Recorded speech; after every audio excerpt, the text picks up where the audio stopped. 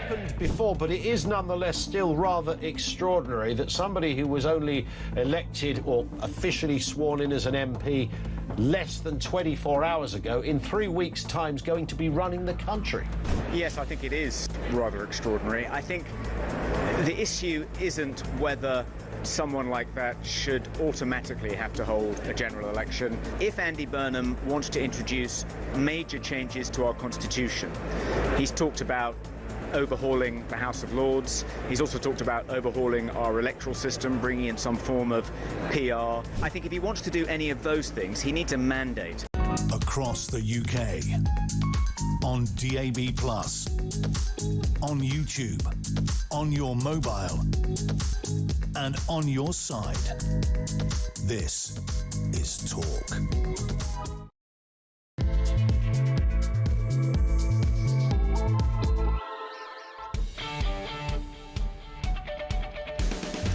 Hi, very good morning to you. Just gone 6 o'clock. What is it? Thursday, the 9th of July. You're welcome to Talk Breakfast, home, of course, Common Sense, and the place where along got Brits. We want your views on the day's news.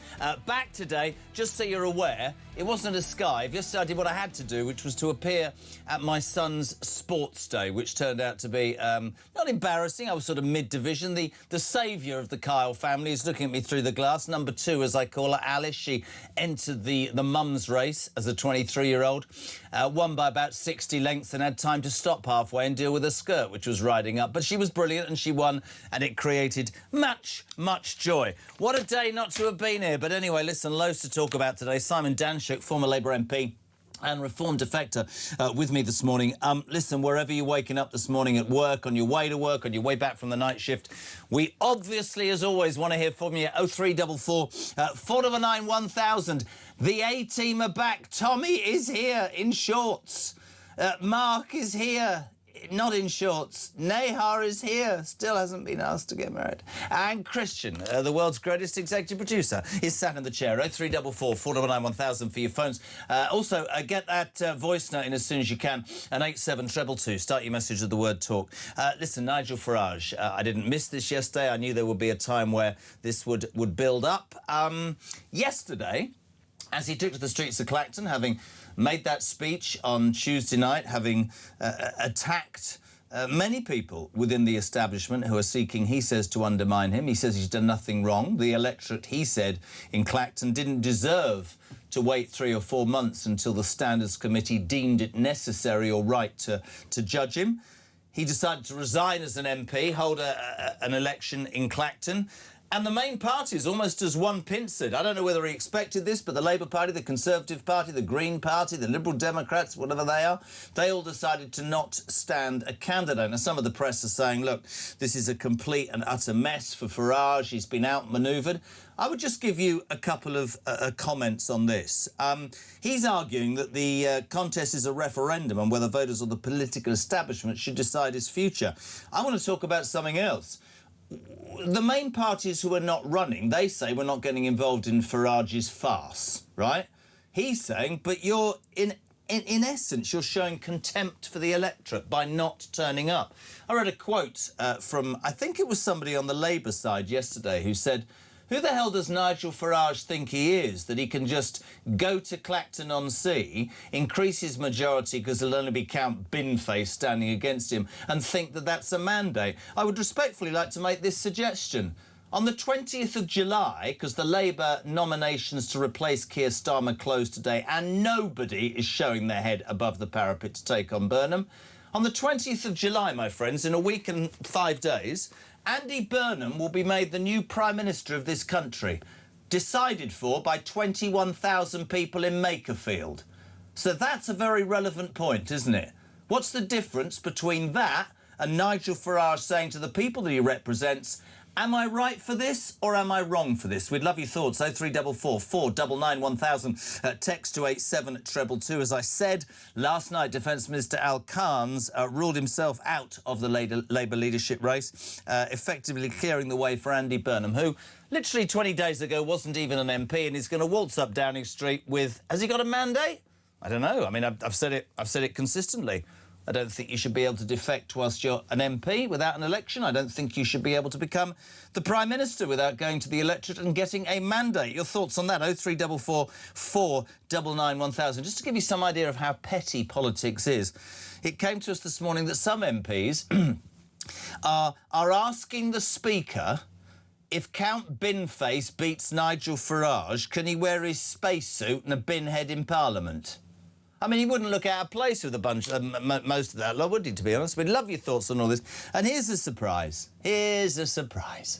For Home Secretary Shabana Mahmood, you will understand naturally the outrage that was caused when that vile grooming gang rapist was released the other day after serving just 14 years of a concurrent 41-year sentence. He's now back in the community where he committed his crimes. Young girls who were raped, 50 times he raped young girls, might be there.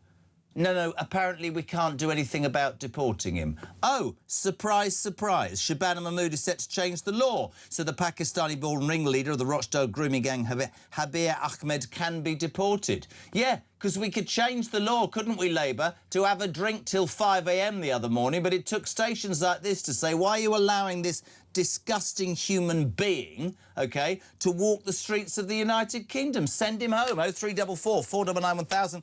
Text to 87222. And just a bit of fun, because it's bloody serious today. Front page of The Sun. I mean, I do feel sorry for this woman.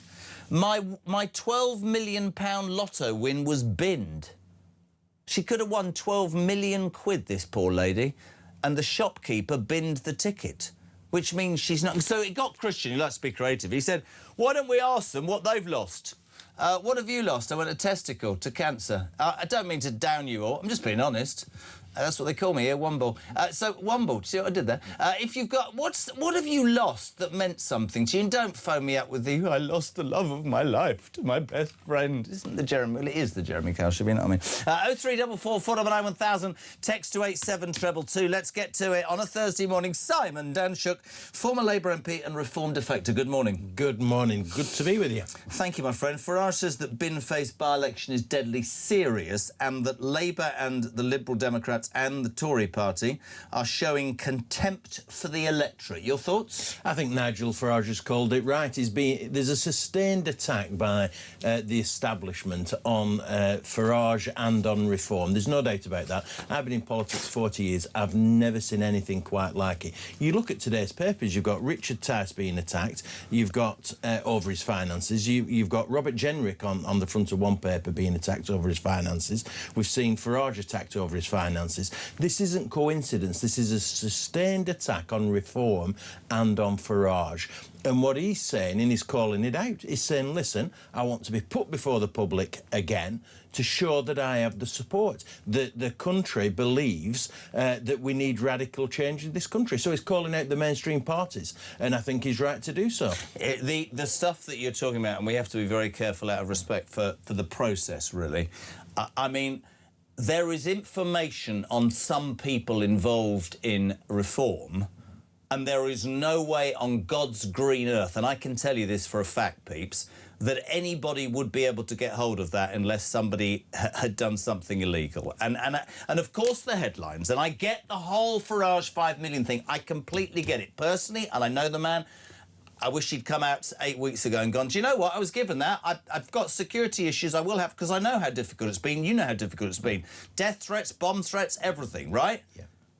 But I there is no doubt in my mind, whether people think I'm being unfair or biased or whatever, that there is a systematic attack, not legally, I think, in all cases being done properly, and he's decided to call it out. The problem is...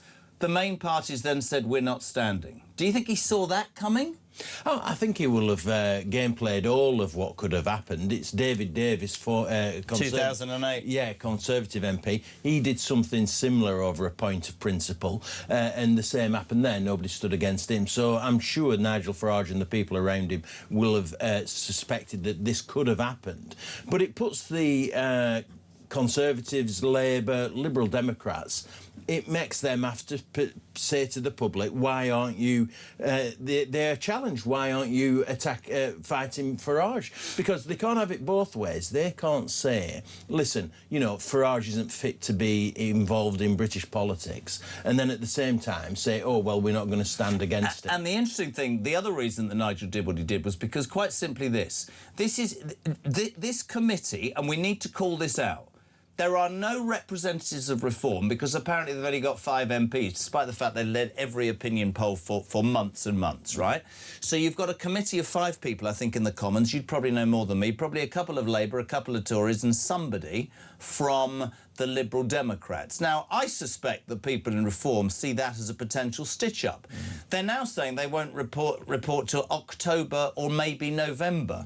So there's this sort of month of 3 or 4 months where this is just going to continue. So he's found a way. Listen, couple of clips for you. Yesterday he was in Clacton, already in the seat, already doing his best to drum up support. Nigel spoke to Sky News. Have a listen. Number one, I have nothing to apologise for at all. I haven't broken the law in any way at all, and I'm firmly of the belief, backed up by strong legal opinion, that I have not broken Parliament's rules either. However, as a result of constantly being referred and complained about, it now would appear from the media pylon and from the political party pylon that I'm guilty of virtually everything. I'm being painted out to the people in this constituency, frankly, as being a crook. Well, I'll tell you what, I don't think Sky News or anybody else should be my judge. I think the voters here in Clacton should have that opportunity. And as for the other parties, you know, the Conservatives got over 30,000 votes here in 2019. They don't want to stand. They know, well, you know why? Because they'd lose and lose badly. That was Nigel Farage. The 2 main leaders responded. First of all, Kemi Badenoch responding to Nigel's speech yesterday. Nigel Farage is having a hissy fit because the first time he's actually having to deal with some real scrutiny. What he needs to do is be honest about where his fishy £5 million came from, rather than calling a fake by-election to run away from a standards investigation. We will be standing a candidate in the real by-election because no one is above Parliament. Parliament is bigger than all of us. We all have to follow the same rules. We all have to register our interests. What this by-election is a gimmick.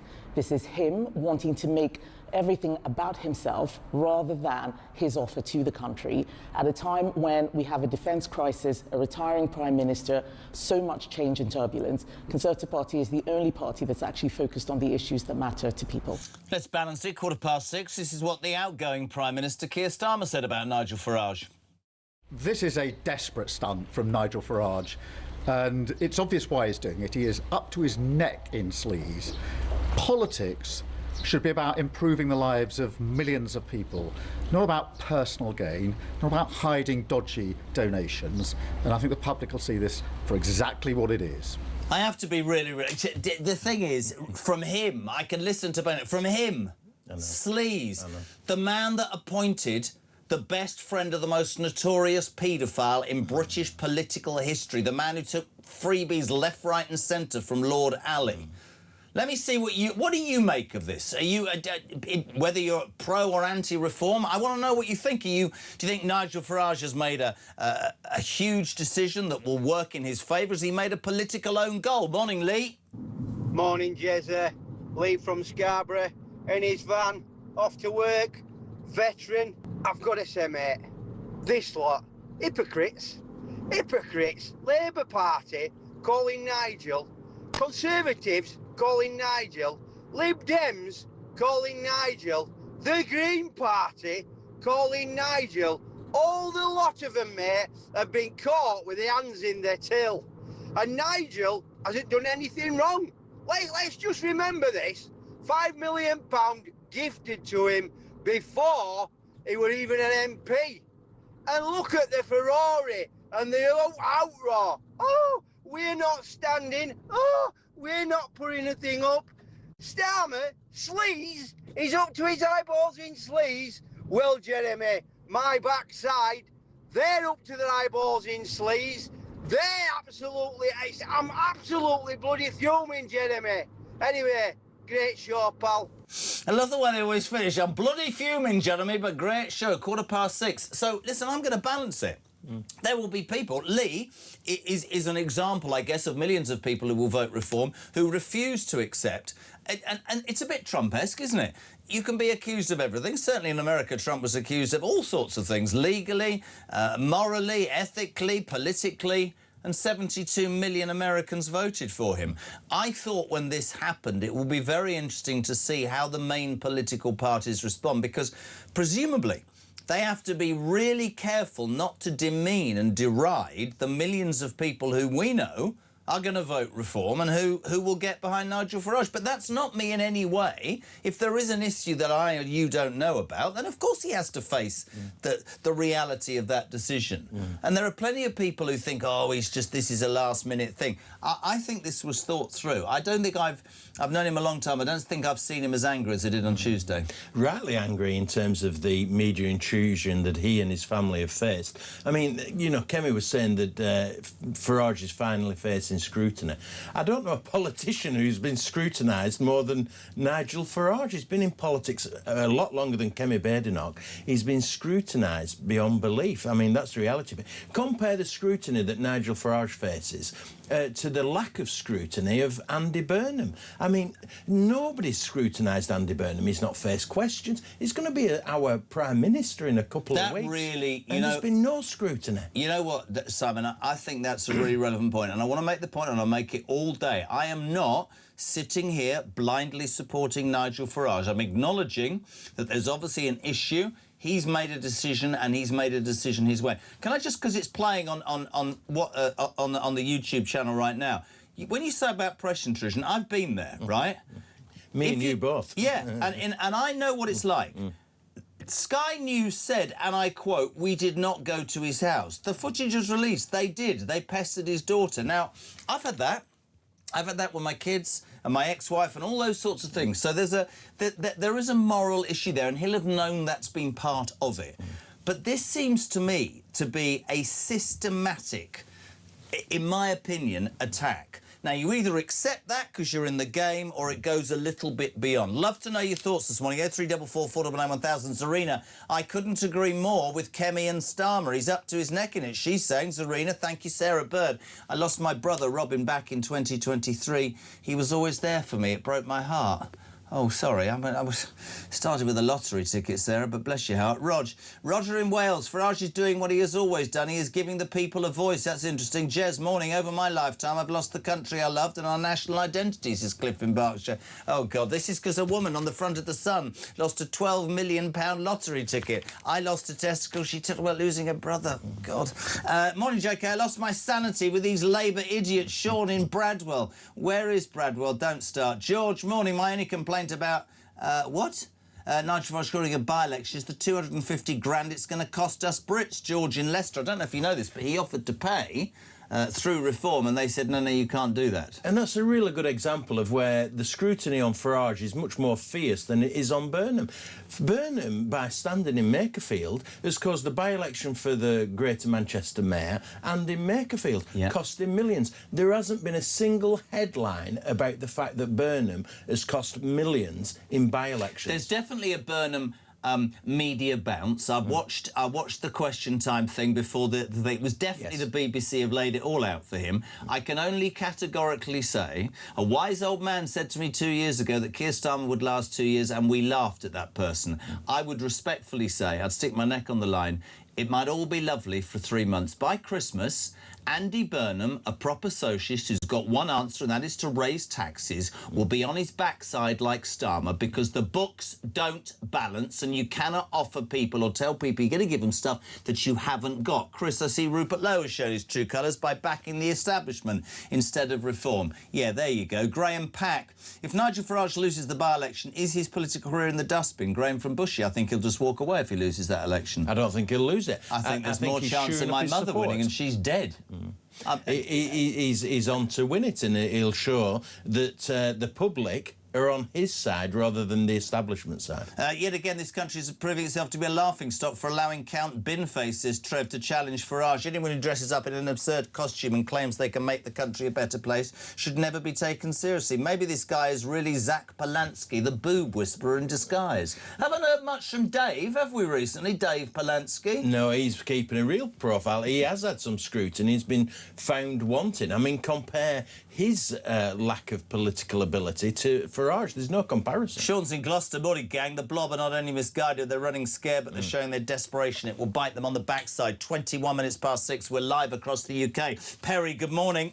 Morning, Jeremy. This thing all about Nigel Farage, you know, obviously the Uni Party have all got together and they've decided they're not going to stand. The reason they're not going to stand is because they know they're not going to win.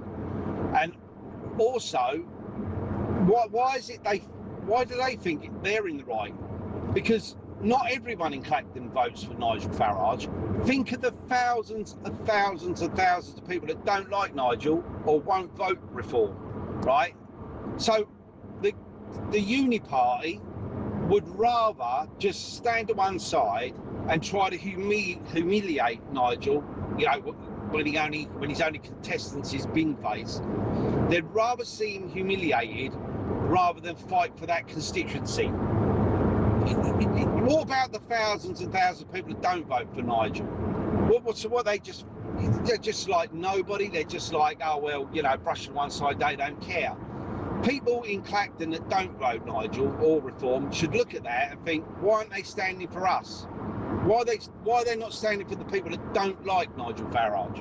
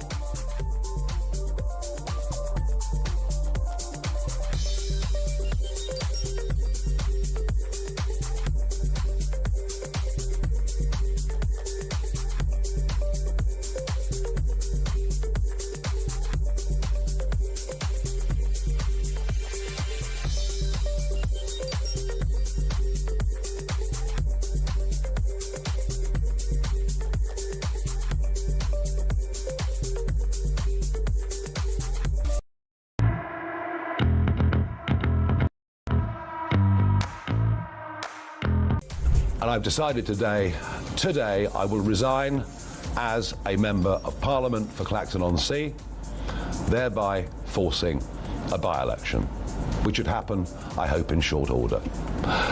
No, I've decided that the people of Clacton should be the judges of my actions.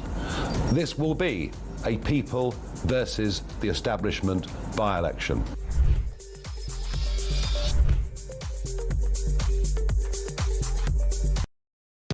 Across the UK, on DAB+, on YouTube, on your mobile, and on your side. This is Talk. Welcome back, 6:25, Thursday morning, July 9th. I'm with Simon Danshuk, former Labour MP and a Reform defector. We're looking through the papers, and of course the Farage story is front and centre. And we were saying, he says yesterday that the by-election is deadly serious. It turns out it looks like there'll only be one candidate, Count Binface, whoever the hell that is, because the main unit parties have also, Liberal Democrats, Labour, Conservative, the Greens, we're not doing it. Now, they're saying it's a farce. He's saying, if you're going to attack me in the mainstream media and the Blob, let's see what the people think. Because if the people of Clacton think I'm a lying crook, then I'm gone, you've got what you wanted. But if they don't, perhaps it's on you. Fascinating. He says that they are showing contempt for the electorate. The point we're making on the show this morning is, I understand there are activists everywhere, but the fact of the matter is, and you just say what you said during the break, because I'm not into conspiracy, but it is really interesting about Burnham and timing, isn't it? Oh, absolutely. And I think that Nigel is right to call this because he's beginning to get his message across. I think that's really important. So he can dominate the headlines, he can get his message across. And one of the problems that's occurring here is the uniparty. Perry made this point when he rang in. You know, you've got Badenoch and Starmer and Ed Davey for the Liberal Democrats all coalescing in the same space. That's not what the public want. And you've got Badenoch agreeing with Starmer on a variety of issues, including this one.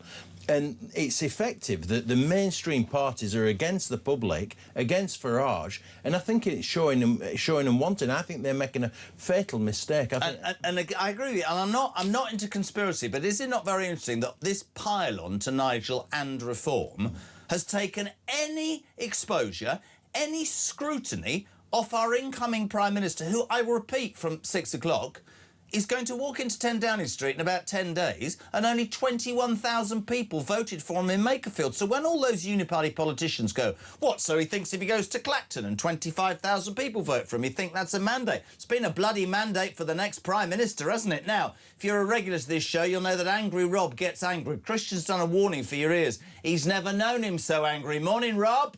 Morning, Jez. Morning, Mr. Tadchuk. Rob, on my way to work, listening about Burnham and his mandate, which he ain't got, never had, never will, because he's just a shoe-in.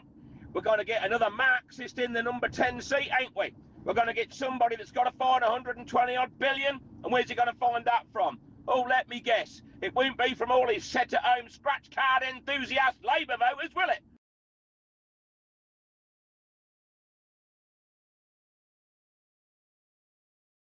So I can pay more to people who don't want to do anything to help this country. Not one of them in that parliament takes this country seriously anymore. It's a bloody game.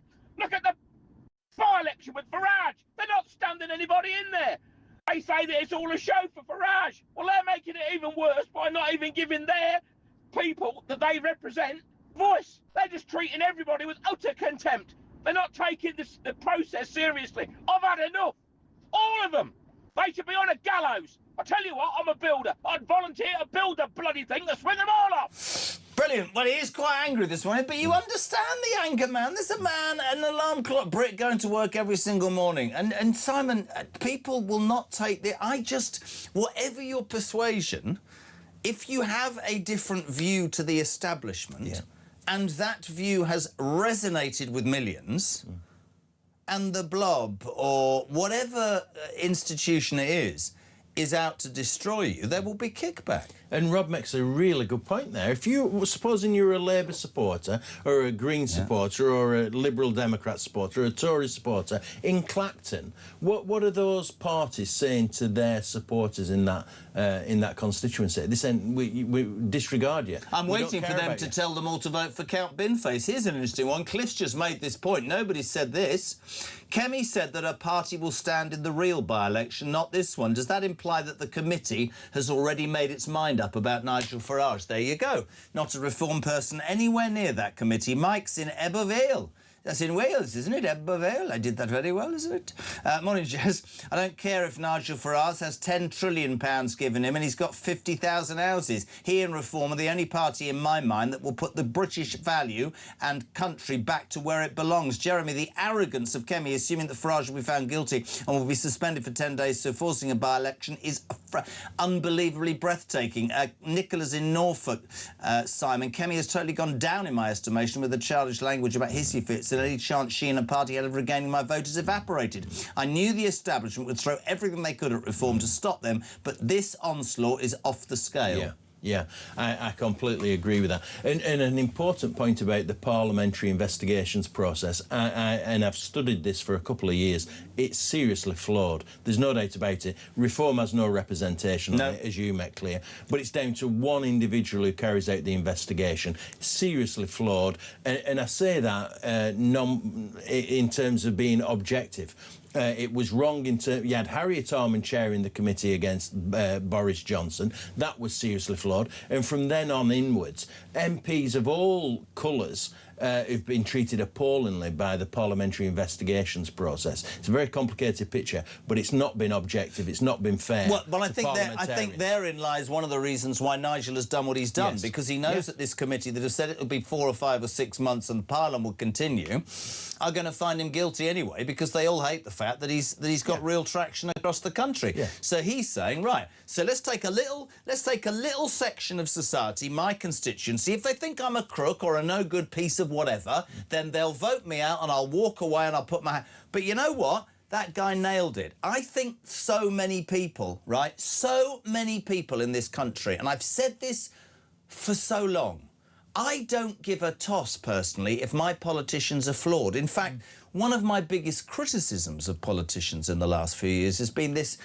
pretense that they're whiter than white or perfect or what. I don't care if you've been divorced, you once smoked a joint, you've done... I don't care. I want my country to not be an international embarrassment. I want immigration sorted. I want us to start drilling because it's a natural resource of the energy prices.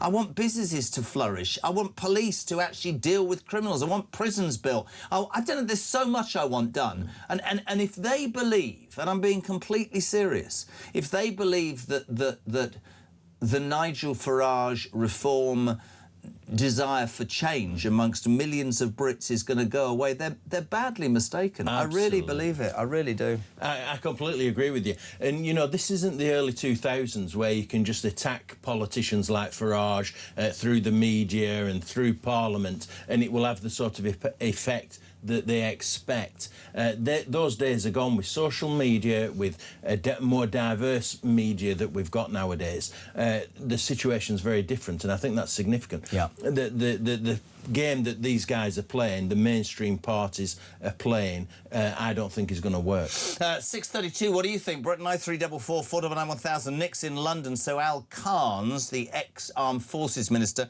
yesterday ruling himself out of the Labour leadership, clearing the way for Andy Burnham and 21,000 people that voted for him in Makerfield to be our next Prime Minister. I wonder what position in the Cabinet he was promised, says Nick. Listen, I've asked for all sorts of opinions. Guy says, Jez, I'm always honest. I think it's fair to say this is not Nigel's finest hour. The biggest issue, I think, is the temperament thing. Farage gets away with it and exposes the establishment by leaning into it. He has to remain humorous and relaxed. Photo shoot with the bin man, etc. Got to lean into it. Just my tuppence. Interesting. Interesting. Julian in Newport. Jezra, if you went to the tennis this week, would you be one of the one balls at Wimbledon? Brilliant, Julian. That's because there is a story, ladies and gentlemen, on the front page of The Sun today. My £12 million lotto win bin. The ticket was lost, 12 million down the drain, so I simply asked, what have you lost, Great Britain? Tell us something. And 87222. I just said that I'd lost a testicle, which caused a lot of people to laugh. Simon, what have you lost? Oh, I've lost various elections. I've lost various wives along the way. I've lost many houses along the way as well. Quite a lot of dignity, all of that, mate. Yeah, we've been there. Love to know what you think, Britain. Good morning, Jez. Good morning, Simon. Damon from Wigan. In my opinion, democracy is falling apart and we're heading down a dangerous place. Andy Burnham, not one question or bit of scrutiny. However, Reform and Nigel continuously under attack. When will this stop, and how can other parties just decide we don't want someone doing right for the British people? Those are your thoughts. Let's move on to one of the other main news stories today. Telegraph, page 1. This is something that you know so much about. You were the local MP. Rochdale rapist will be deported. Mahmood to change law to kick out gang leader if the UK can meet Pakistan's demands. This is the horrendous, vile... Sorry, this man, I don't understand how this man can even be here. Habi Ahmed raped more than 50 vulnerable young white British girls. It took years for this to come out. I remember interviewing a policeman in Rochdale, a senior policeman, who said, well, we didn't want to upset, you know, certain sections by jumping up and down. This man was actually given 41 years in total, but they were a concurrent service. I think 22, got out after 14 years, back on the street where those girls were molested and raped. And I saw and heard the most astonishing piece of work by Alex Phillips. I was saying the other day on the show, I've heard ranting, but she was going, you can change the bloody law to allow Britons to drink till 5 a.m. overnight, but she can't, with a massive majority, change the law to get rid of this piece of crap as soon as possible. She's right. She's completely right. This is a disgrace. And just to remind listeners, I was the MP for Rochdale 2010 to 2017. In 2012, it came to light, the prosecution of these vile perpetrators came to light in the Rochdale rape gang scandal, as it became known. I met many of the victims. I mean, what the victims went through is just absolutely appalling. I've heard it firsthand.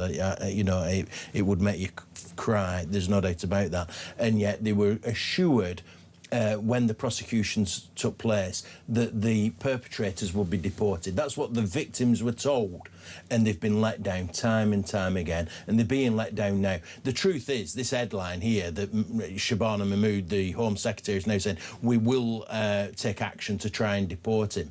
Of course they should. I mean, they've known he was coming out of prison for the last couple of years. They should have had this all in place. They've been negotiating with Pakistan for the last 12 months, and they still haven't got... Negotiating, put them on a plane to Islamabad and then just let the... What is the... Absolutely. I don't understand how people... Again, and I try very hard not to rant every morning. Why are we as soft as whatsits in this country? Why is it all right for people to come here and then find any ridiculous law to stay? And yet we can't take a man, a Pakistani gentleman who's raped, just for all the do-gooders, 50 innocent young white English girls raped. And he's walking the streets on benefits, probably. Undoubtedly, costing a fortune. Let me give you a little bit of insight. Pakistani Muslim community, some people there said to me when I was an MP, listen, deporting them is a step too far. You know, they've committed crimes, fair enough, but they shouldn't be deported. That was a view in the Muslim Pakistani community. I've heard it. But secondly, there are people in that community who still don't believe what they did is wrong. They think the girls were prostitutes and have the view that they haven't done anything wrong. Now, this is an important point, because what Labour don't want to do is to upset that community. It's a significant vote for them in the forthcoming Greater Manchester mayoral election, in any future general elections. They don't want to upset the Pakistani Muslim vote. They lost 5 seats to independents, including one of the good guys of Labour, Jonathan Ashworth, in the last election, to 5 independent Muslim candidates who stood, and they're allowed to, but they stood on a Gaza ticket. They didn't mention anything locally, and they won tickets. So it is fair to say, without anybody going, oh, you can't say that the Muslim vote is massively significant to the Labour Party. And that's why what a disgrace. But what an absolute disgrace to those innocent young girls whose lives were blighted forever. Yeah. Absolutely outrageous, man. Absolutely. And look at Labour's record on this. I mean, they were all local authorities where this abuse occurred. Rochdale, Oldham, Bradford, you know, Rotherham. Labour authorities, and it's been proven by Professor Jay, who did the investigation in South Yorkshire, Baroness Casey, who did the investigation on behalf of Keir Starmer, that local politicians, and they'd be Labour politicians, by not taking action against the rape gangs, emboldened the abusers to carry on the abuse. This is the reality of it. I think it's one of the most disgusting stains on our society. And by the way, whether it's the Tories or Labour, and I label both, I cannot believe that society has closed the doors on almost everything to not nail these. But I'm sorry, it's disgusting and it is wrong, and please God she does change the law. But they always have to be led to the water, don't they, the Labour Party? Why can't somebody have gone, do you know what? We've got a 183-seat majority. We're going to push through legislation in 24 hours and get this bit of whatever out of this country. And we know it's coming out, and we're going to do this in advance. Yeah. And we're going to negotiate. Be on the front foot. And be on the front foot, and insist that Pakistan take him back, and apply diplomatic pressure in terms of visas, foreign aid, and all the rest. And they could have had it all set up. Great tick, that, isn't it? Great tick. But not in the Pakistani Muslim community where they want votes. That's the be-all and end-all of this, I assure you. Love to know what you think of that. 20 to 7, we're live across the UK. Myself and Simon Danshuk on Tour Breakfast, the home of common sense. A woman lost a ticket, and with it £12 million. It's tragic. I said, what have you lost? Morning, Mick. Morning, Jeremy. From Lincolnshire, in his truck, bimbling along down to Herefordshire. What have I lost? I've lost the will to live listening to you prattle on about either your mum's dead, you've got one ball, your dad's dead. Oh, Jeremy's on now. It really does wind me up. So, have a nice day, mate.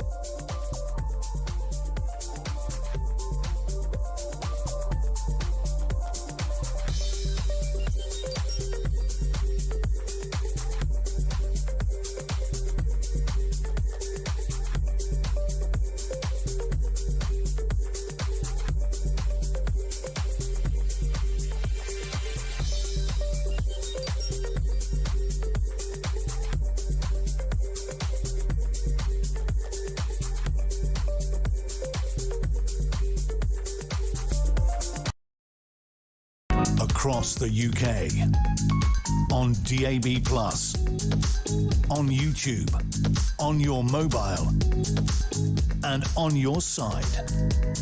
This is Talk. Welcome back. The wonderful Tommy brings in cup number 2 of tea. 18 minutes to 7. Simon Danshuk is here. Listen to this, right, from Stephen Cambridge side. Just looked up the Privileges Committee that will look into Nigel Farage. It's made up of 4 Labour MPs, 1 Tory MP and 1 Liberal Democrat. Nigel's not got a chance. No. And many people are picking up on the fact that Kemi Badenoch said, and I quote, "We'll run a candidate in the genuine one," which people are saying, does that mean she knows the answer? Kemi has let it out of the bag. This is from Dave in Leicester. She said, "We won't stand in this by-election, we'll stand in the real by-election." How does she know there'll be another one? It's clearly a given already. If that's not a stitch-up, I don't know what the bloody hell is. You see, people, they'll suss it out. I keep saying it. Kemi has undone all the good work that she had done with me with her comments. No surprise, though. The Burnham affair is wrong, just like the Conservatives fiasco before, and now Farage is part of the same horror show. It's called bloody politics, says Serena Peters in Hailsham. Morning, Jez. The reason that no other parties will fight Nigel in Clacton is because they cannot defend the fact that they will be the judges in the Standard and Ethics Committee in Parliament. That's very interesting. Eros, I hope I got that right. Surely if removing Nigel from Parliament is what the other parties want, they will be champing at the bit to beat him in Clacton. Exactly. And remove him once and for all, and the sooner the better, right? What? Yes, so why don't they stand? Because they know they can't beat him. Graham, good morning. Morning, Jezza. Morning, Simon. Jezza, have you ever noticed that big things happen when you take a day off? Like Farage stood down and you wasn't here. When Starmer resigned, you wasn't here. You want to take a few more days off, mate, see if we can force an election. Anyway, good show. Right, won't be in tomorrow then. No, it is actually true. I wasn't here, but I knew that was going to happen anyway.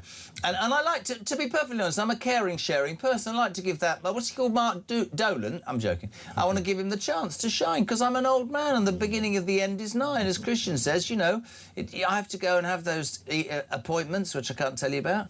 You all right? Yeah, all good. Interesting point there. I think for another reason Farage has called it right is because if he wins this by-election, comes back to Parliament, and then Parliament says, "Oh, we've got to have another by-election," I think they look stupid. Because the people of Clacton and everybody else will say, listen, there's just been a by-election. So the parliamentary authority saying, oh, there's got to be another one, I think doesn't stand. I think Farage just took the wind out of the sails. Yeah, I mean, there's so many different views. Bob in Bristol, morning, Jez, and so I think you're all missing a trick. What if all the other votes, Conservative, Labour, etc., all vote for Binface? He could beat Farage. Do you know what the percentages of voting were last time? Humiliation, that would be. Thoughts? Yeah, I mean, again, what, you're going to say the uniparties are going to vote for a man with a bin on his face? That's ridiculous. It's a comedian. It's not even funny, is it, really? Yeah, and if they're found to have been campaigning on behalf of Binface at the mainstream parties, how ridiculous will they look? Well, the Labour Party flew to America and spent their time canvassing for Kamala, and we know where that ended. Jez, I've lost my hair. I'm pulling it out over the state of this bloody country. Fair enough. I'm not sure how many... This is interesting. Maria, I'm not sure how many registered voters there are in Clacton, but what will the Uniparty say if Nigel gets more votes than Burnham got in Makerfield and they got him PM? Surely that's an argument to say. That's a good point. That I've proven more than the man's got into Downing Street with 21. She says they should all hang their heads in utter shame the way that they're behaving. Maria, no, I've done that. Kev, Jezza Even Reeves joined in with a tweet against Farage, so I wonder who told her what to write, says Kevin Southampton. I see Mark's off as Jezza's covering again. Morning, Jezza, from Stu in Surrey. Honestly, you buggers, I get grief. Back in 2007, honestly, when I just said losing something, it's supposed to be a bit funny. Back in 2007, I lost my gorgeous Mercedes 500 SL when it was nicked from outside my house. Insurance refused to pay out because it was not in the overnight garage as per the policy agreement, says Roger Hanso. I think that might have backfired a bit, Christian, to be honest, a bit miserable. Si, a couple of other stories for you. Keir Starmer, because of this Labour leadership today, it will be out of a job a week on Monday. Yes. And I want you to listen to this. So on Monday the 20th of July, he will officially go to the King, hand in the seals of office, and Andy Burnham will assume power after 21,000 people voted for him. Keir Starmer yesterday, doing his best to sort of make people feel better, said, and if we win the World Cup, there'll be a bank holiday. The World Cup finals the day before he leaves office. Do you think he'll sort of call one in the morning on the 20th as he was? So just to let you know, before I disappear, having been a complete and utter flop, I'm going to give you a bank holiday. I think he could well do. He will do anything. That'll be him. That'll be him for his legacy. He will do anything to try and have a positive legacy. Though I have to say, he will have the worst legacy of any Prime Minister in my... Could you believe now, with your experience, how bad he's been, genuinely? No, I were astonished, and I were prepared to give him the benefit of the doubt, as I always do all Prime Ministers, cross-party. Let's see how they do. But it couldn't have been worse than this. But, you know, returning to Burnham, I've known Burnham 20 years. And have you? What's he like? Well, he's a very friendly guy, you know. You would have a pint with him, you know, you'd have a chat and a pint with him, but he'll be a disaster. And I'm with Why? you. By Christmas, because he can't make a decision. They don't call him flip-flop for nothing. That's why he didn't get supported to be leader in 2010. He lost to Jeremy Corbyn and is now the saviour of this country. He lost to Miliband in 2010. He lost to Jeremy Corbyn in 2015. That's how bad he is. And they've had to bring him back. So the quality just isn't there. He can't make a decision. He'll be a disaster as Prime Minister. I will put money on that. I mean, actually, I'm not even talking about personality-wise. I'm talking about the fact that this guy... You can dress it up how you damn well want, but the truth of the matter is that he is a socialist, and socialists do one of two things. They promise the earth, and then they realise that there's no money to do it other than raising tax or printing money in the old days. And inflation goes to 30%. We all remember the 70s and 80s. And then you're in trouble, right? Yeah. Yeah, absolutely. All of that, and his lack of leadership skills. That's what's going to do for him. And if you think it's been bad under Starmer, you will certainly be pulling your hair out under Burnham, because he just doesn't know what direction to go in. Were you surprised? I mean, it was an impressive coup. You have to say that. Were you surprised at how just complete it was? He just won one seat and suddenly he's the Prime Minister. Well, that's a really interesting point. Credit to Nigel Farage. That's who drove this. You know, it's Nigel Farage and Reform that drove this. It was local election results where Reform had done so well in May that pushed Starmer out, isn't it? That's the reality of it. That was the opportunity for Burnham to come forward. And it just illustrates how the establishment want rid of Farage, because they can see how we can damage the mainstream parties, and that's exactly what he did. The only reason Starmer is coming out of office is because of Nigel Farage and Reform's performance and the fact they've been leading in the opinion polls for so long. 0344 499 1000. Liam on Farage. Good morning, bud. Morning, Jezza. Morning, Simon. This is now a joke. I can't take this no longer, really. They're not standing anyone against Farage because apparently it's all a show. The biggest show happens, I don't know, in London every time they all get together and discuss nothing. They do nothing. They do nothing for us. I'm a lorry driver. I've been out all week away from my family, my missus, the dog, everything. And what are they doing for me? Absolutely sod all. Do you know what? I'm backing Farage for this one because someone has got to change something. Have a great show, Liam in his lorry. And I think that's the point, Liam. Bless your heart for calling in. He's grafted all week, hasn't seen his wife and his dog. I like the way you got the order right. If you'd said dog and wife, you'd be in the doghouse when you get home. But it's true. So for many, Nigel Farage is a hero because he's standing against the establishment, whilst the uniparties are saying this is all about the Nigel Farage. So Sean in Bradwell, this is great. This is great, Christian. Why doesn't Two-Tier give us all a bank holiday and we leaves office? Just to hack Andy Burnham off, yeah. Jez says, Steve, here's the scenario. What if, at the last minute of nominations, Reform swapped Nigel for Zia? Nigel can sit outside of Parliament without its restrictions and cause total havoc. Never thought of that. Steve's in Cornwall, yeah, interesting. Absolutely. But Liam's right there, calling in. If you want change, who do you vote for? You have to back Nigel Farage. You know, Restore's not going to do it, are they? The uniparties aren't going to create they've change. both been given chances, absolutely. Absolutely, they've all had chances. So if you want change in Britain, there's only one place to go for it, and that's Reform UK. Whether you like it or not, if you want radical change in Britain, you've got to support Reform UK. Chris Gillard, I've lost my faith in British politics, period. The behaviour of the uniparties is an absolute disgrace. Morning to Bill and Ronzi. Why does not the Home Secretary say to Rochdale rape gang leader, leave the country, go back to prison? Well, yes, absolutely, but we discussed that because they're terrified of losing the Muslim vote. Angie from Manchester, I lost my vape whilst out rowing in Brighton. Then I lost my seat next to Sleazy Starmer. I'll be back in soon when my pal King of North is back, plus Lammy is doing the security. I think that might be Angela Rayner. She's now a listener, Angela Rayner. How exciting is that? Chris, Mahmood is trying to do... Mahmood trying to deal with this one Pakistani to send the vile thing back. So all of the rape gang Pakistani criminals need sending back. Bet nothing happens because they'll be too upset at their own shadows. That's true. 0344 499 1000. Is that a new voice note? He's shaking his head. Simon, there's another story to talk about. Mail, page 2. There's a surprise. A damning report by a cross-party section of MPs, it's the Mail, has rejected Keir Starmer's claim that due process was followed in the appointment of Peter Mandelson as US ambassador. Humiliation for Starmer again as MPs say number 10 forced through the Mandelson job. I still cannot believe, a bit like I can't believe David Cameron didn't just say to the British public, you asked for a referendum, I'm not going to tell you where I stand on it. You vote and I'll carry it out. But he went off in hissy fit. I can't believe that Starmer is still clinging whole, because we all know the truth about Mandelson, right? Yeah, absolutely. Starmer was insistent upon making Mandelson the US ambassador. I mean, that... Why? Well, that's an exceptionally good question. You know, Mandelson has been in Labour and behind a lot of Labour activity for many years, hasn't he? So you know, the people in Labour have just loved Mandelson for a whole range of different reasons. I mean, the guy is quite strategic, quite good at elections and advising and things like this.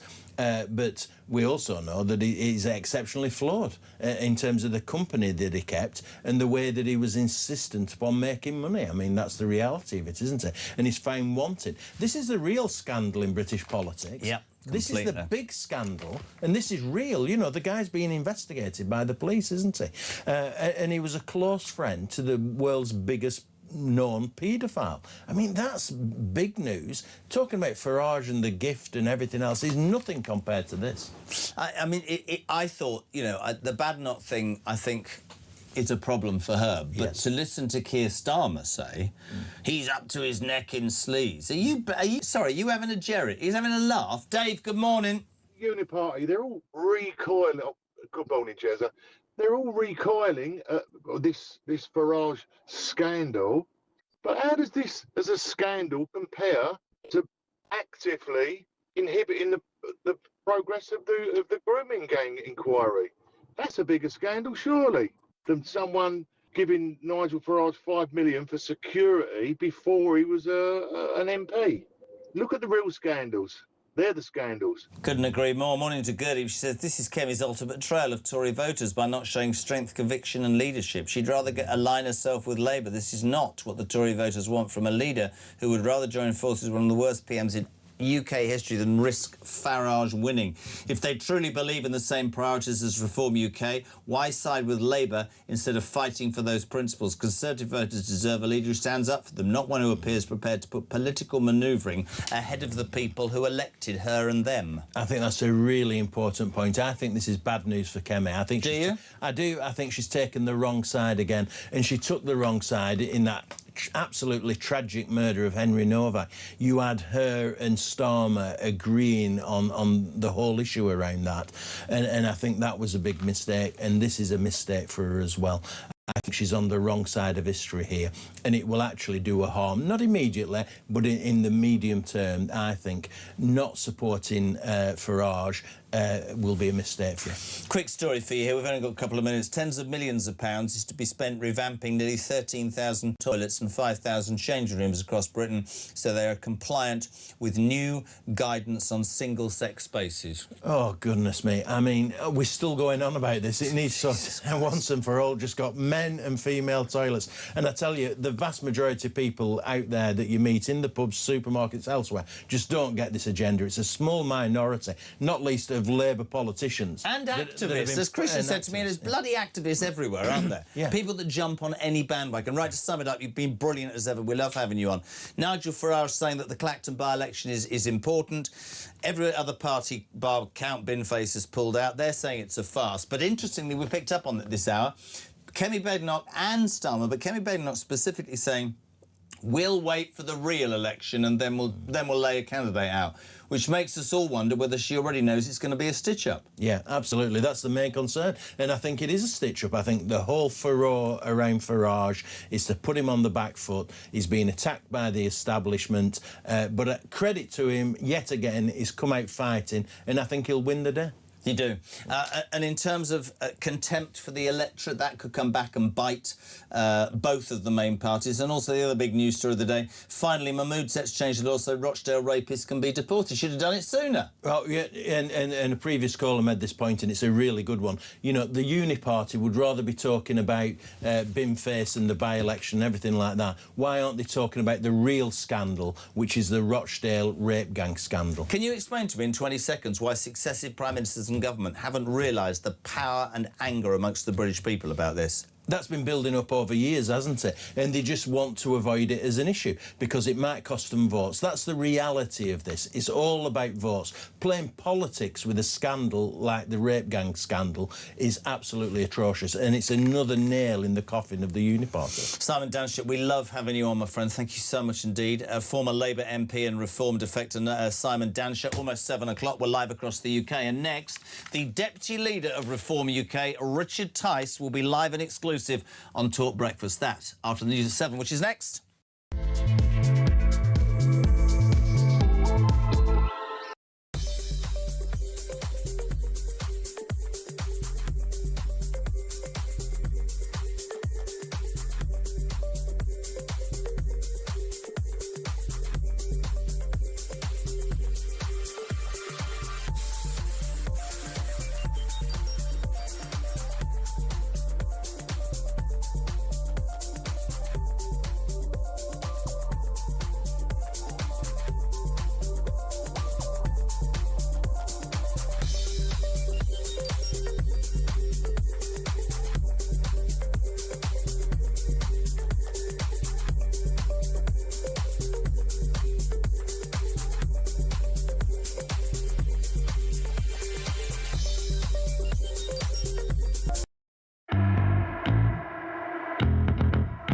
The Crown is facing its gravest test in decades, and the royal tea from Talk is your front row seat. With royal reputations under pressure and probing questions about public trust, we unpack every twist and revelation with the biggest names in the business. From the throne room at Buckingham Palace to a mansion in Montecito, we follow every royal ripple. Never miss a moment of The Crown in crisis. Subscribe to the Royal Tea from Talk on the app or wherever you get your podcasts. Across the UK, on DAB+, on YouTube, on your mobile, and on your side. This is Talk.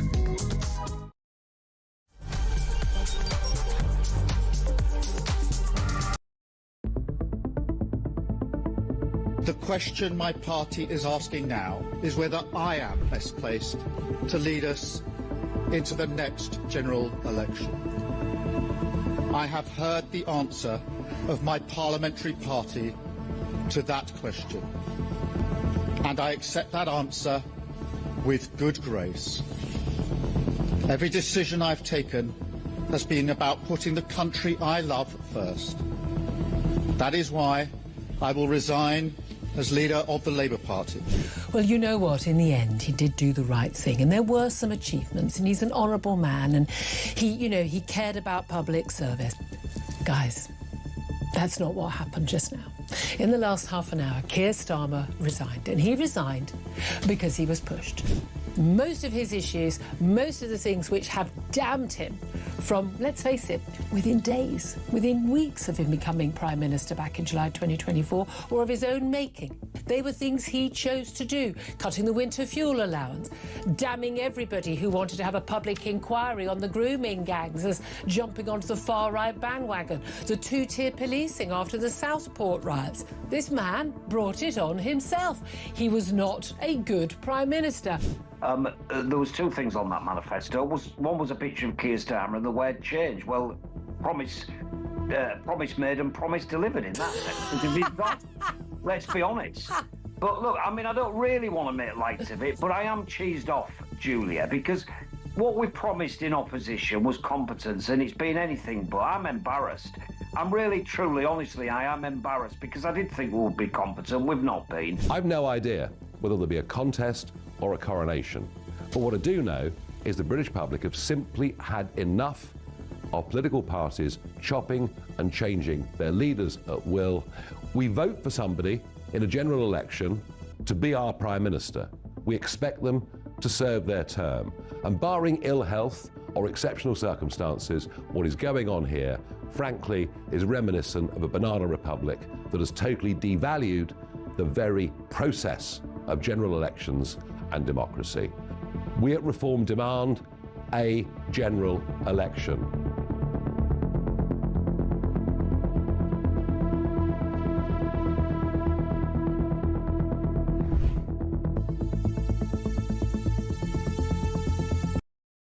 Across the UK, on DAB+, on YouTube, on your mobile, and on your side.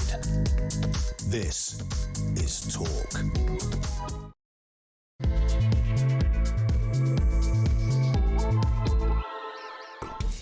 Welcome back or welcome along. Just gone 7 o'clock. We're live across the UK. What is it? Thursday morning on the home of common sense. JK till 10. And as ever, my friends, your involvement always welcome. 0344 499 1000 for your calls and for your voice notes. You can, of course, send us a text 87222.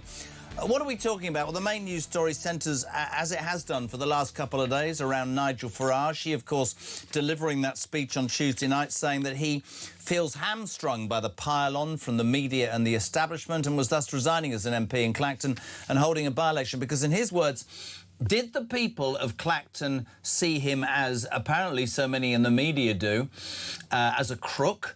Or are, in fact, they in support of his belief that this pile-on is instigated by the establishment, which is terrified of the millions of people that support reform and want change? They responded, the uniparties, by having nothing to do. We're not putting candidates in. This is an absolute farce.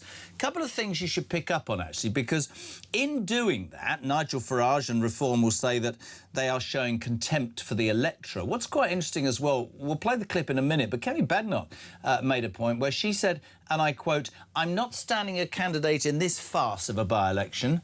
I'll stand one in the real election." And many people this morning saying, does that mean she knows already this is going to be a stitch-up? Because the Privileges Committee is made up of 6 people, ladies and gentlemen, 4 Labour MPs, 1 Tory MP and 1 Liberal Democrat MP. So maybe the establishment knows what it's doing already. That isn't me blindly supporting Nigel Farage and Reform. It's giving the facts as they are. And I'll give you one other fact as well, which is really relevant. For the people on the Labour side who have come out going, this is outrageous that Nigel Farage can imagine that 20,000 plus people in Clacton can justify who he is. Well, let me tell you this. On the day the Labour leadership nominations close and nobody has even dared to stick their head above a parapet against whom? What's his name again? Oh, yeah, Andy Burnham. He won Makerfield with 21,000 votes and so warped his our system. He's going to walk up the steps of Downing Street in about 10 days' time and become our Prime Minister with no scrutiny at all. 0344 499 1000. Brian, good morning. Good morning, Jezza. Brian here. Regarding the upcoming Clacton by-election, it's hilarious that Nigel will be representing the people and the establishment will be represented by a rubbish bin. I also note that they don't really want to get involved because it could be in August, and them lazy dossers, they have 19 weeks holiday a year, MPs, and they don't want to be working during the summer like the rest of us have to, having a doss. I'm not sure whether we should label all MPs dossers, but here's a good old dosser. Good morning, Deputy Leader of Reform UK, Richard Tice. How are you? Good morning, Jeremy. It's a bit harsh. It's sort of 7 o'clock on a Thursday morning, but the sun is shining, and what an extraordinary turn of events. So the choice is basically vote Nigel to bin the establishment. That's the bottom line, because the establishment have put their confidence in essentially in a bin. And it is quite extraordinary, as you've just been outlining, that you've got Kemi Badenoch essentially assuming guilt from the Standards Committee. You've got the Liberal Democrats saying the same. And then we hear yesterday that this Standards Commission report might take a year. And which is basically what they were trying to do, was to leave this hanging over Nigel and reform. And quite rightly, we've said, forget it. We're taking it to the people. It's the people that matter. And the good people of Clacton-on-Sea will have their opportunity to reinforce their support for Nigel, which I've no doubt whatsoever they will do. That is essentially, I mean, it is taking voters for fools, where Kemi Badenoch says, well, I'm not going to fight this by-election, but I'll fight one a bit later. I mean, it's just, it's extraordinary. The cowardice, the frit, the chicken-like behaviour of all the main parties is, it's completely patronising to the electorate. It's quite interesting. Somebody rang earlier, Rich, and said, so if you don't support Nigel Farage and you don't support reform in Clacton, what are you supposed to do? The democratic process would always have been that everybody would, in most instances, run a candidate. I hadn't picked up on the Kemi. I'm going to play it, actually, for people who are just tuning in, Richard, because Kemi Badenoch, responding yesterday to Nigel Farage, had this to say. Have a watch, my friends. Nigel Farage is having a hissy fit because the first time he's actually having to deal with some real scrutiny. What he needs to do is be honest about where his fishy £5 million came from, rather than calling a fake by-election to run away from a standards investigation. We will be standing a candidate in the real by-election because no one is above Parliament. Parliament is bigger than all of us. We all have to follow the same rules. We all have to register our interests. What this by-election is a gimmick. This is him wanting to make everything about himself rather than his offer to the country at a time when we have a defence crisis, a retiring Prime Minister, so much change and turbulence. Conservative Party is the only party that's actually focused on the issues that matter to people. Richard, I'm always honest, and I hadn't picked up when I first saw that this morning, but many people picking up on what she said, you know, that the real election, does she know something? We've talked about the privilege committee. Fishy $5 million. Listen, I've said very honest, you know, I'm straight with you, you're straight with me. I don't know about any of that. What I know is, and actually the one thing I wanted to ask you, have you, I know what you probably will say and don't want to say, but have you been surprised in any way by the magnitude of the Parliament? We've heard stories about Robert Jenrick, there was some stuff about you yesterday, I know you don't want to get into that, but have you been surprised by the weight of the pylon, Richard? Look, we always knew that the establishment would come after us, but the way they are doing it is, and the coordination of doing it is quite extraordinary. And you've got the pylon against Nigel, you've got Kemi Badenoch there essentially denying traditional British rules, which are you're innocent until proven guilty. In her words, you're guilty until we say you might be innocent. And that's what the Lib Dems have done as well. Yeah, all of a sudden, the pile-on against Robert, the pile-on against me, literally criminality taking place at the heart of our most senior crime agency, releasing bank statements and details of private bank conversations, literally now quite happy to break the law in order to try and attack reform and senior people. And look, we're tough, we'll ride through it, because actually every day I get stopped on the street by people who say, please don't let them get you down, please keep battling on, you're the last hope to save the country. And that's why, despite all of the stuff, we're still leading in the national polls. And the real question, the real scrutiny should be put on the coup that is going on, where someone is going to rock up to number 10 on the basis of 25,000 votes. And I agree with that. And listen, there is no scrutiny whatsoever. We don't know what it stands for. We've got no idea about his positions on defence, on foreign affairs, on the economy, on immigration, on how he's going to stop the boats. Who is this bloke? Andy who? I tell you what I thought as well, and I, you know me, I'm straight. I don't ever want to become seen as conspiratorial, right? But the pylon, and you touched upon your stuff, and that's between you. I mean, I think it needs reiterating to people that, without going into details, stuff is being leaked to newspapers, private stuff, ladies and gentlemen, that can only come from establishment institutions. That's all I'm saying. There is no way these people could have got this stuff unless that it was leaked. But, you know, it's really interesting for me that through all of this, there's one thing that people haven't said, and I'm going to say it all morning. You just touched upon Andy Burnham. In 10 days, on the basis of 24,900 people voting for him in Makerfield, which he won fair and square, he is going to accept the seals of office from his king, King Charles, be driven to 10 Downing Street and assume control of the highest office of the land. Every bit of this pile-on to me on reform, which was always going to come, the timing smells fishy. I'm using Kemi Badenoch's words, because there is not 1 ounce of scrutiny right now about Andy Burnham, because every single newspaper and every single news channel, not this one, because I credit, is doing one thing, which is looking at reform. Of course, reform should be looked at. And people in reform have made mistakes, they will be brought to task, and you'd be the first to admit this. But no bugger is talking about Andy Burnham, who will assume the biggest job in the land in 10 days, Richard. That's wrong. And it's quite extraordinary. And he is... the remarkable fact is that there are 400 Labour MPs in the House of Commons. None of them think that they are good enough to run the country. And therefore, they've basically outsourced it to some bloke that 7 million people across the UK didn't have the vote when Andy Burnham was last in the House of Commons. And that's the reality. He's been mayor of a great city of Manchester. Some nice new buildings have been built there. There are court cases regarding loans from the mayoralty and all sorts of other things. If you look at homelessness in Manchester, I'm told that it's tripled in the 9 years that he was, mayor. So, let's have some proper scrutiny about his actual track record.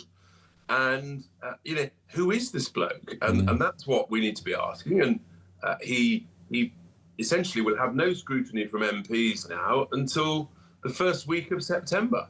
So he can just sort of drift around running the country from the 20th of July until early September. And everyone's saying, who are you? So actually, that's a really relevant point. So not only will he accede to this on the basis of 24,700 votes it was, he will also become Prime Minister, and he doesn't have to stand up in the House of Commons and face any scrutiny from any opposition party till September. Shouldn't Parliament be recalled? Shouldn't Parliament be recalled when the new Prime Minister's elected? There you are. I mean, 6 weeks later is the first time he will face any scrutiny. And it's an outrage. He'll be making serious decisions about the running of this country with no democratic mandate whatsoever. And, people complain about the legitimacy of this by-election. This is a totally legitimate by-election. And the others are scared witless, which is why they refuse to stand against Nigel. And whereas actually Mr. Burnham, he doesn't want to face the scrutiny. He doesn't want to face the electorate. So, we've said bring it on. Let's have a general election before the November budget so that people can vote on what matters. And our message is very clear. Britain is broken. Britain is in serious financial, cultural and social trouble. And the only people who can fix it boldly and bravely and courageously is reform. And let's put that to the people. But oh no, the establishment uniparties, they don't want that. They don't want to be embarrassed, whether it's in a by-election in Clacton-on-Sea or, it seems, across the whole of the United Kingdom. Because then, presumably, the structure by which they've all succeeded in ruling for years and years could be broken. I also noticed the other day that Burnham, we don't know a lot about Burnham, he's quite keen on proportional representation, which would change even the very basis of how we run our elections. Look what they're doing in the mayoralty in Manchester. They're changing that. And there's something else as well. At risk of, being seen as anything other than trying to steer a middle course, we should remember that reform enabled 4.7 million people to vote in the local elections. And a lot of people, and I get this, are fed up to the back teeth with Keir Starmer. The man's been potentially the worst Prime Minister, I would imagine, in my lifetime. Not up to the job. Is he decent? I don't think you're decent if you screw pensioners and farmers and waspy women and give away islands to... I don't think he's decent at all. I think he was up to the job. But I said it earlier, and I'd love your take on this from a reform point of view, Rich. We all know, if we're old enough, and you are older than me, which is great to know, 64, they're not years old, born in. The truth is this. The Labour Party have one way of doing business. They promise everybody everything, and they either print money in the old days and inflation goes through the roof, or they tax Middle England, the Red Wall. That is what is going to happen. He has a shortfall in his budget on defence and everything else. You can dress up and you can say everything, but this country is heading for a left-wing socialist government that didn't get elected by the British people, and times will get worse. Sorry to be miserable. It's a fact, isn't it? It's a combination of both of those things, that people will pay ever more taxes for declining public services, declining safety on our streets, and the government will continue to borrow vast, vast sums of money, equivalent to over £5,000 per household per year, which is a staggering sum of money. And eventually, as socialists always do, they will run out of other people's money. That's where we're headed, and we're the only people with the courage to call it out. And how you turn that round, scrapping net stupid zero, not paying welfare to overseas nationals who supposedly came here to work, and now we hear actually one social care worker is bringing 12 to 15 dependents. It's not surprising we're going bust.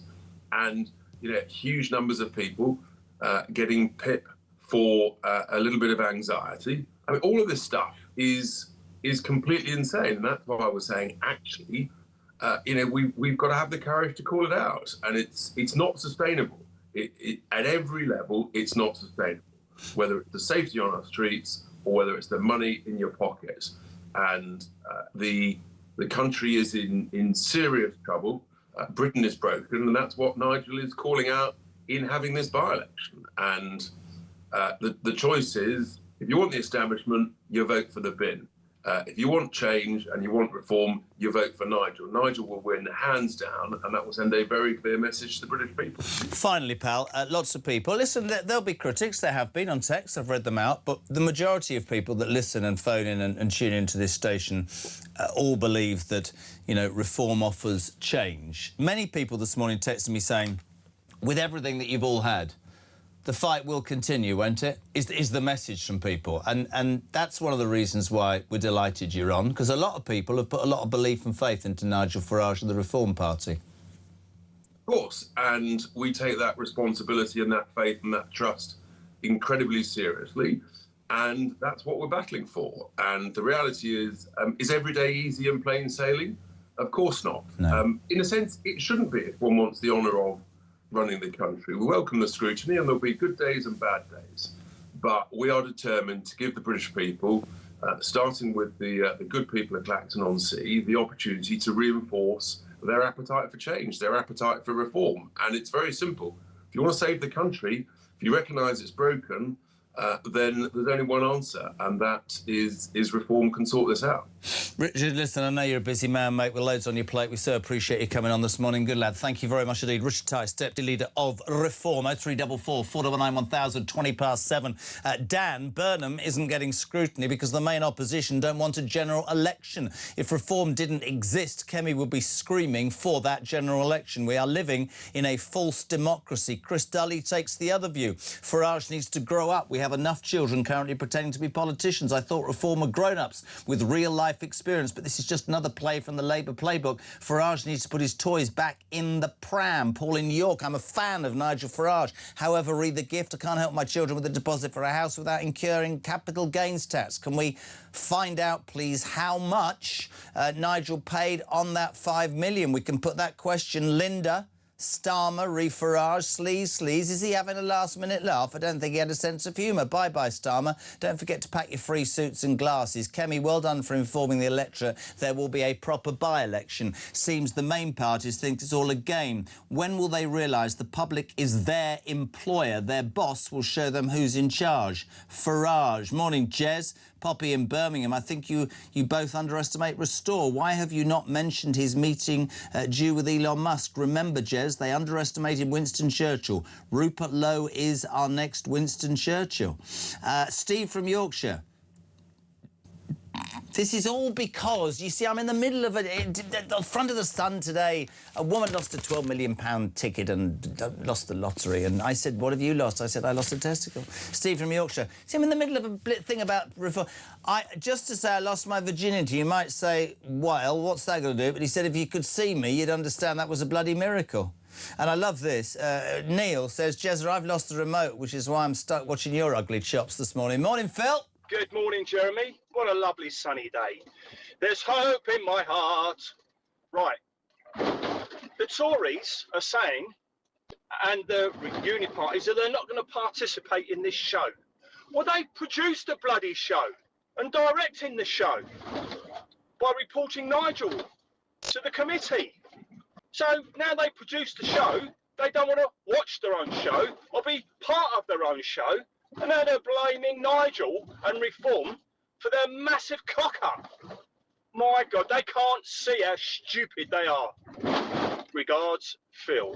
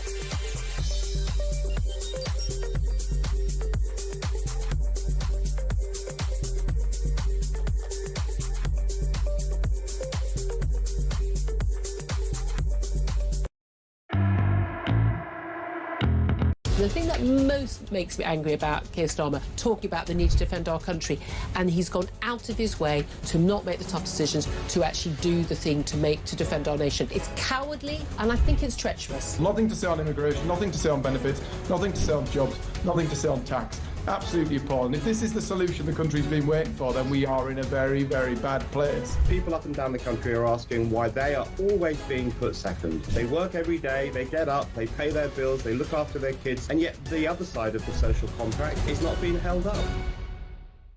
Across the UK, on DAB+, on your smart speaker, on your smart TV, and on your side. This is Talk. Welcome back, 7:25. We're live across the UK on Talk Breakfast, the home of common sense and the home of the alarm clock. Brit, 0344 499 1000. We heard there from Richard Tice, Deputy Leader of Reform, talking about this whole Farage debacle surrounding Clapton, or even Clacton. Always good to get balance on this show. We're delighted now to be joined by the Labour MP for St Austell and Newquay. What a great place. Noah Law, good morning. How are you? Morning, Jeremy. Very well. The one thing that I always try and do on this is take all sides, and I think it's really important. Nigel Farage, the speech on Tuesday, saying in no uncertain terms that the pylon, both personally and professionally and to his family, is an establishment pylon aimed at distracting conversation about what's really going on in this country and avoiding scrutiny of the incoming Prime Minister, and that your parties, the Conservative parties, the Green Party and Liberal Democrats, refusing to place a candidate in Clacton is contempt for the electorate. What do you say to that? I wouldn't say that because, you know, he doesn't have to stand. He won a mandate from the people of Clacton 2 years ago, and that mandate stands, as do the rules upon which he was elected and which we all have to abide by. So, you know, we all know why he's called this contest. Why? Which is essentially to appoint himself as judge and jury of the process that's meant to be going on. I mean, he's trying to wriggle out of it. Well, all right, no, and listen, it's important we go sides, but the process concerns me because there's two things that concern me. One is the process could take up to 6 months or a year. That's ridiculous. Yeah, and I think in fairness that's paralysis, isn't it? In fairness to some of the Reform commentators, I noticed that Layla Cunningham, for example, was pointing out that this whole process takes too long, and that's not helpful for anyone. And to be fair, I think there is something in that. You know, these processes exist for a reason, and it's really important that we get the message out there to the public. But if our Prime Minister can enforce legislation within 10 minutes to get the pubs to stay open for England, I'm not sitting here, by the way, I want you to know this, I'm not sitting here saying, I don't know anything about the money, I don't know if there's right or wrong done. That's my hands in the air. I'm talking about the process. Not only are we told it's going to take ages, I find out this morning the Privileges Committee is made up of 4 Labour MPs, 1 Tory MP and 1 Liberal Democrat. Now, I'm not a voice piece for reform, but how is that balanced? How does Nigel Farage get, in effect, a balanced hearing? I think that the first part of that process is completely independent with the Standards Commissioner, and that's really important. As you say, later on in that process comes a panel made up of cross-party MPs. And to be honest, I was a little bit surprised as well to hear just the level of involvement of parliamentarians in that process. But I think it's really crucial to emphasise that the initial part of that, with the Standards Commissioner, is an independent process. But you would understand my argument that if he thinks the establishment and the uniparties are out to get him, to have him to face 6 MPs, of which 4 are Labour and 2 are Tory and 1's a Liberal Democrat, there isn't any balance. That's the issue, isn't it? And of course I understand what he's doing. He's saying it's us, it's you against the establishment. You think, though, him standing in Clacton and trying to secure 20,000 plus votes is a farce, do you? So Reform will always pretend to be the party of the, you know, anti-establishment, but which, you know, if Nigel is the man on the street, which man on the street do you know that's getting £5 million bungs from convicted criminals and who's a donations from convicted criminals that he then thought weren't worthy of declaration, even though these are significant sums and he says before he was an MP. Yeah, and obviously that is an important distinction. That's the issue, right? That's an important distinction, but the question is, were these things used for the benefit of campaigning? Social media, for example, I think social media staffing was given, and that is a really serious indiscretion, right? It's if you're going to basically put money or resource into a campaign, you've got to be straight with the public about that. We're all bound by those rules. But it isn't cash for questions. He says it was a personal gift. I understand that there are questions about that. I do. And it's not for me to sit here and say how that's going to work out. I think it's going to take too long. I think the Privileges Committee is imbalanced. I understand to a degree what he's done. I want to talk about the unit. I mean, where do you stand on this Count Binface as being the only person? I mean, I'm going to play you a clip which my viewers think absolutely nails the whole problem we've got here. Can you play Kemi on Farage, please? Have you seen this from Kemi Badnoch? This is interesting. Nigel Farage is having a hissy fit because the first time he's actually having to deal with some real scrutiny. What he needs to do is be honest about where his fishy £5 million came from, rather than calling a fake by-election to run away from a standards investigation. We will be standing a candidate in the real by-election because no one is above Parliament. Parliament is bigger than all of us. We all have to follow the same rules. We all have to register our interests. What this by-election is a gimmick.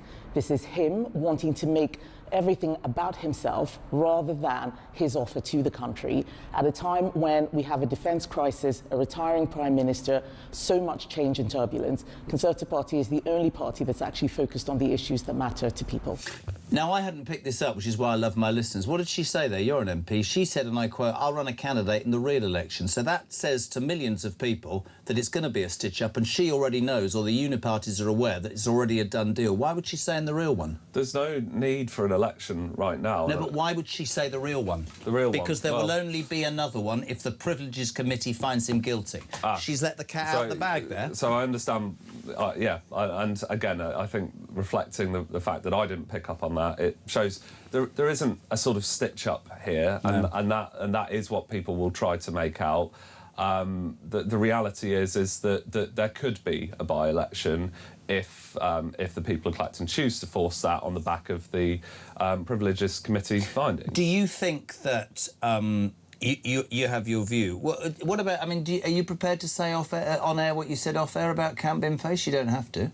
Well, obviously, there's a question mark as to whether people who don't want to see Farage in will go out and vote for him, go out and campaign for him. What, the Labour Party and the Tory Party could campaign for Count Binface? I think we've all got our own rules around whether you can support... Why wouldn't you stand your own candidate? Why would you support a joke candidate who's a comedian?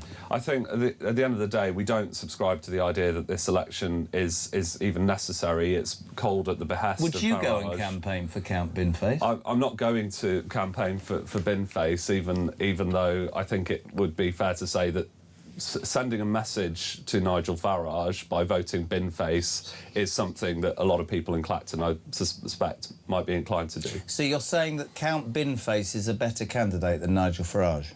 I think that at the end of the day, it's a very low bar at this point. Because you lot have refused to put a candidate in. Can I ask you a question that was put to me earlier, and I appreciate you coming in. Somebody funny said, I'm not a Reform supporter, I'm a Labour supporter. What the hell am I supposed to do when this happens? There were 30,000 people who didn't vote for Farage last time in Clacton. He got 21,225 votes. What are those people supposed to do? Are they being let down by the main parties not running a candidate? That's a good question. I think this is a really unusual situation. Yeah. I think let's just make that clear to start with, and I totally empathise if you're a Labour voter, a Lib Dem, a Conservative, whatever in Clacton. This is painful, right? Nobody thinks that this election should be happening. Is it because is it just because it's a very small number of people that he's trying to use, if you like, to prove his point? Is that what you're saying? Yeah. So I think in essence that is the attempt. But then you have a problem, don't you? And I feel like I've just fed you something and you've swallowed it hook, line and sinker. He expects... Last time he got 21,500 votes, and he's going to maybe increase that, maybe decrease it, but Nigel Farage, is saying that if I go to Clacton and I get 25,000 votes, that proves that the establishment are against me, but the people of Clacton are with me. And all the parties seem to think that's outrageous. But let me put this to you, Noah. 24,927 people in Makerfield voted for a man who has no scrutiny. We don't know what he stands for, and in 10 days he's going to stride up Downing Street and become the Prime Minister of this country without anybody knowing anything about him. What's the difference? In fairness, we've spoken quite a bit about what Andy Burnham stands for. But what's the difference? On this show. What's the difference between him? The key difference here, and Nigel, being a very different situation, yep, is that we live in a parliamentary democracy. We know that Prime Ministers can come in these situations, and that ultimately Parliament is the body that decides. Doesn't say a lot about you, 400 Labour, not you personally. Doesn't say an awful lot about the Labour MPs that you had to sort of have somebody flown in from outside, that there wasn't somebody good enough inside Parliament. I think there were plenty of decent contenders. That Why doesn't they stand against him then? I think it speaks volumes about the support for Andy, that Yeah. some of these really, really brilliant, you know, I spoke to Al Carnes, I spoke to Darren Jones, we've got, you know, got brilliant women in the party as well, and goodness knows I'd like to see one of them step up at some point and lead our party. Do you not think it would have been better for your party in the country if somebody had stood against Burnham? Because the word stitch up, the phrase stitch up, to a lot of people is... It was a brilliant coup, let me just say. I mean, it worked perfectly. That was like the best coup I've ever seen. But is it fair that a man that we still know very little about, save the bus thing and what he's done in Manchester, is going to be the Prime Minister? Do you know what I mean? As you say, Jeremy, if it had been a coup, then it would have been brilliant. But the reality is that we went through essentially a process. Others were allowed to stand. They didn't essentially get the support because people were vesting that support in Andy Burnham, and there are some brilliant colleagues on the Labour benches. You know, you hear a lot about the quality of MPs, and I think it's a bit sad that the discourse has gone that way. There are some absolutely brilliant, very experienced colleagues from all walks of life, including from the business and financial world. There's nobody on the front bench from a business point of view. I'm not the only person from that background. And listen, I've always said it about this show. People can love it or hate it. It's good to get all views. Just to finish, Keir Starmer finishes next Monday. I'm just wondering about his legacy. He said in the papers today that he'll give a bank holiday if England win the World Cup. Two things today would suggest the legacy isn't going to be great. A damning report by MPs rejects his claim that due process was followed in the disastrous appointment of Peter Mandelson. And a major review by the Department of Work and Pensions has said the disability benefit system is unfit for purpose and discourages work. It's not a legacy, really, is it? He's been a complete flop. I think on the first point, obviously we've got processes in place to make sure that appointment process is reviewed properly, and that you know, time will tell a fuller picture of what really happened there.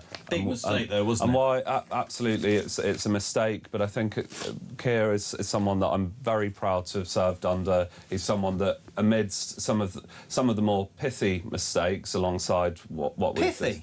I think alongside what putting we've him as discussed, the ambassador is pithy. a man is going to probably is a mistake, but I think some of the things mistake. I think some of the things that have ultimately led to his wane in popularity and mandate have been, I would argue, quite pithy, whilst he has simultaneously gotten some of the big, what does pithy mean? Picture calls What does pithy right. mean? At the end, it's got nothing right domestically. How long have you got, Jeremy? The economy is growing faster than that of our peers. We're 12th in NATO for defence spending.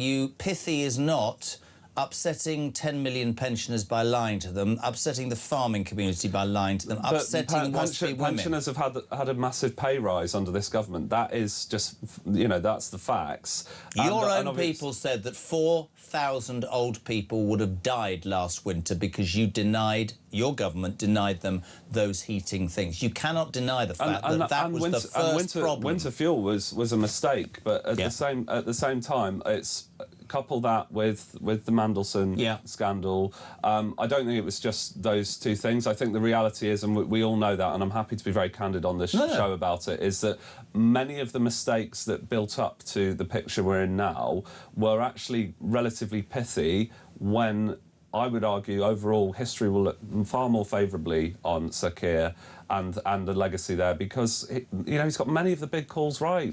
Listen, we have to finish and we have to agree to disagree, but I will say this and I will say it always, Noah, you are good enough to come on, and I appreciate that. I'm not sure he has a legacy. You would have a different opinion, but thank you very much, Steve. Noah Law, MP for beautiful constituencies in Austell and Newquay, on Talk Breakfast. Back in 3.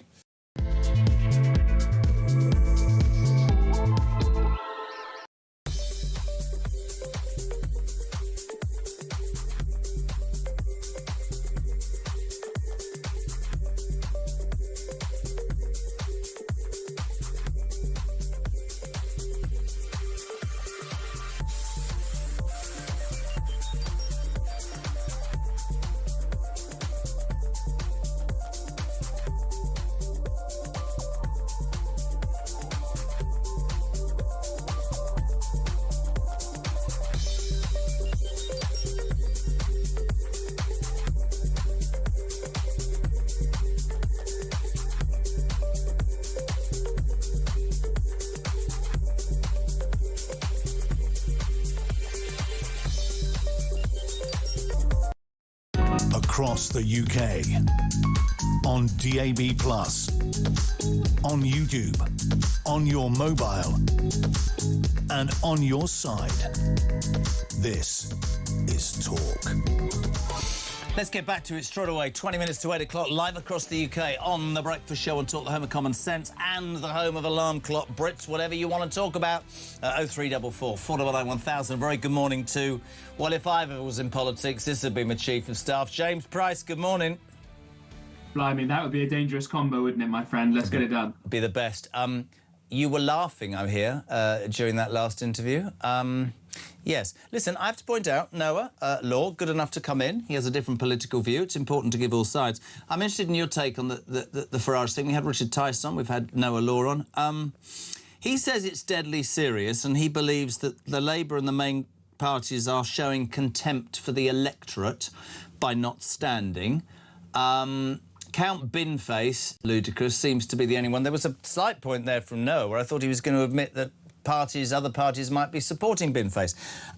Here's the bit that came out this morning, though, James, that got picked up, not by me or anybody here, but by a listener. Did you see the interview with Kemi Badenoch yesterday, or the speech when she attacked Farage? Yeah, I did. I just think it's a fairly easy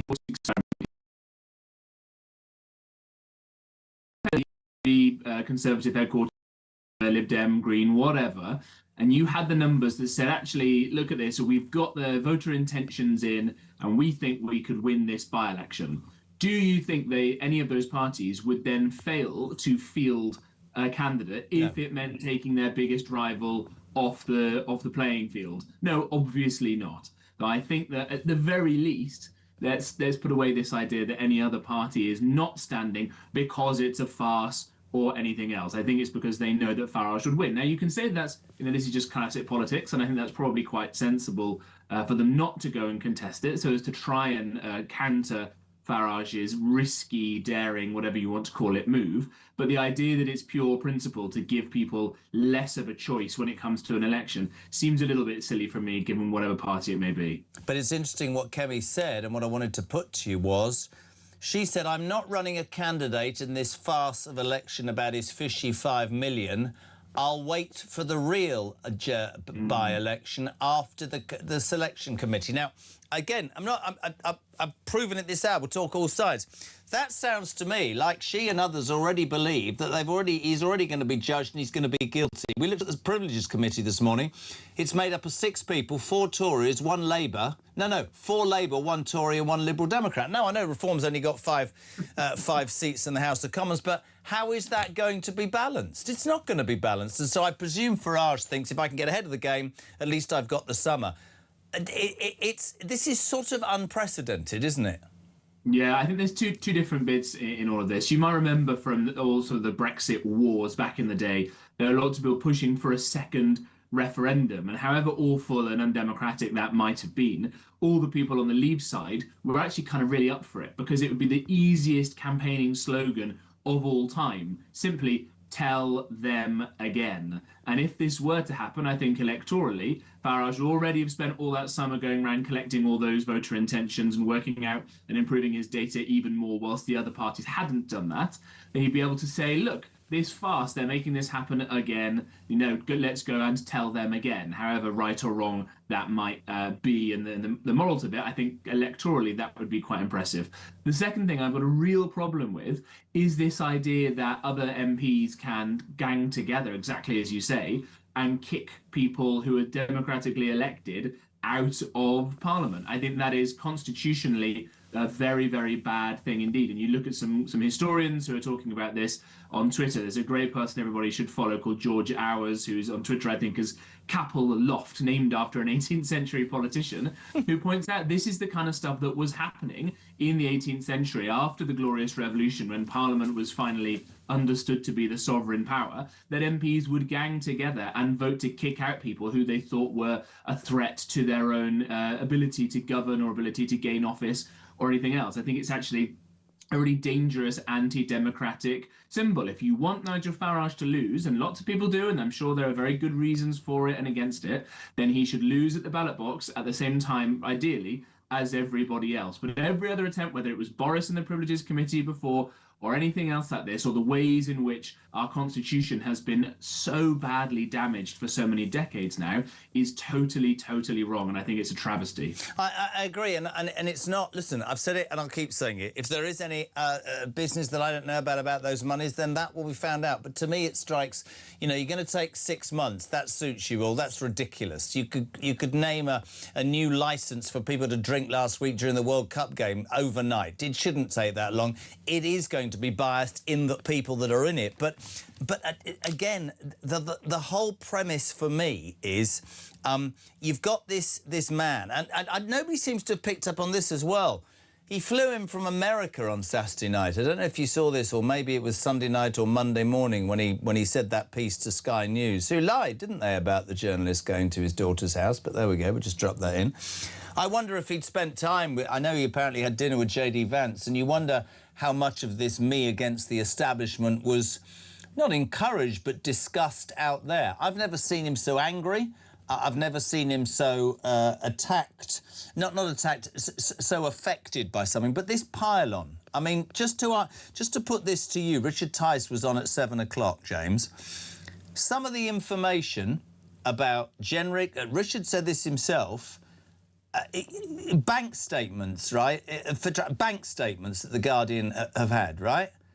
That has to have been leaked. That is fundamentally wrong, whatever your political persuasion. That's why they're calling it out. If that happened to a Labour MP, a Tory MP, a Liberal Democrat, a Green, it's just because it's reform. That is absolutely repugnant. Yeah, absolutely right. Like, it should go without saying, given that I'm talking to you on a media programme and you've not told me what I can and cannot say, and we know that a free press is a very important and vital thing for a healthy democracy to have. I will say that the kinds of pressures, not of legitimate scrutiny, but of looking into people's families, of the stories that you hear from lots of members of parliament of catching journalists literally going through their bins, of harassing family members, as Farage has talked about, or frankly, that happens in many, many other cases as well. The way that politicians' family members have been debanked despite not being political figures themselves. Literally, their banks have said, I'm sorry, because your uncle or your dad or your husband or your wife is a member of parliament, you're now politically toxic and compromised, and we don't want to offer you any of these services that are perfectly fine before. We realise this is a very common thing. And I've got to say, Jezza, I've spent all my life working in and around politics, either in the private sector or in government or whatever else, and I'm lucky enough to come across some quite impressive people alongside all the duds. And every time I do, I say, please, we need people like you in public life because the quality is so low. And almost every single time, what's the thing they say?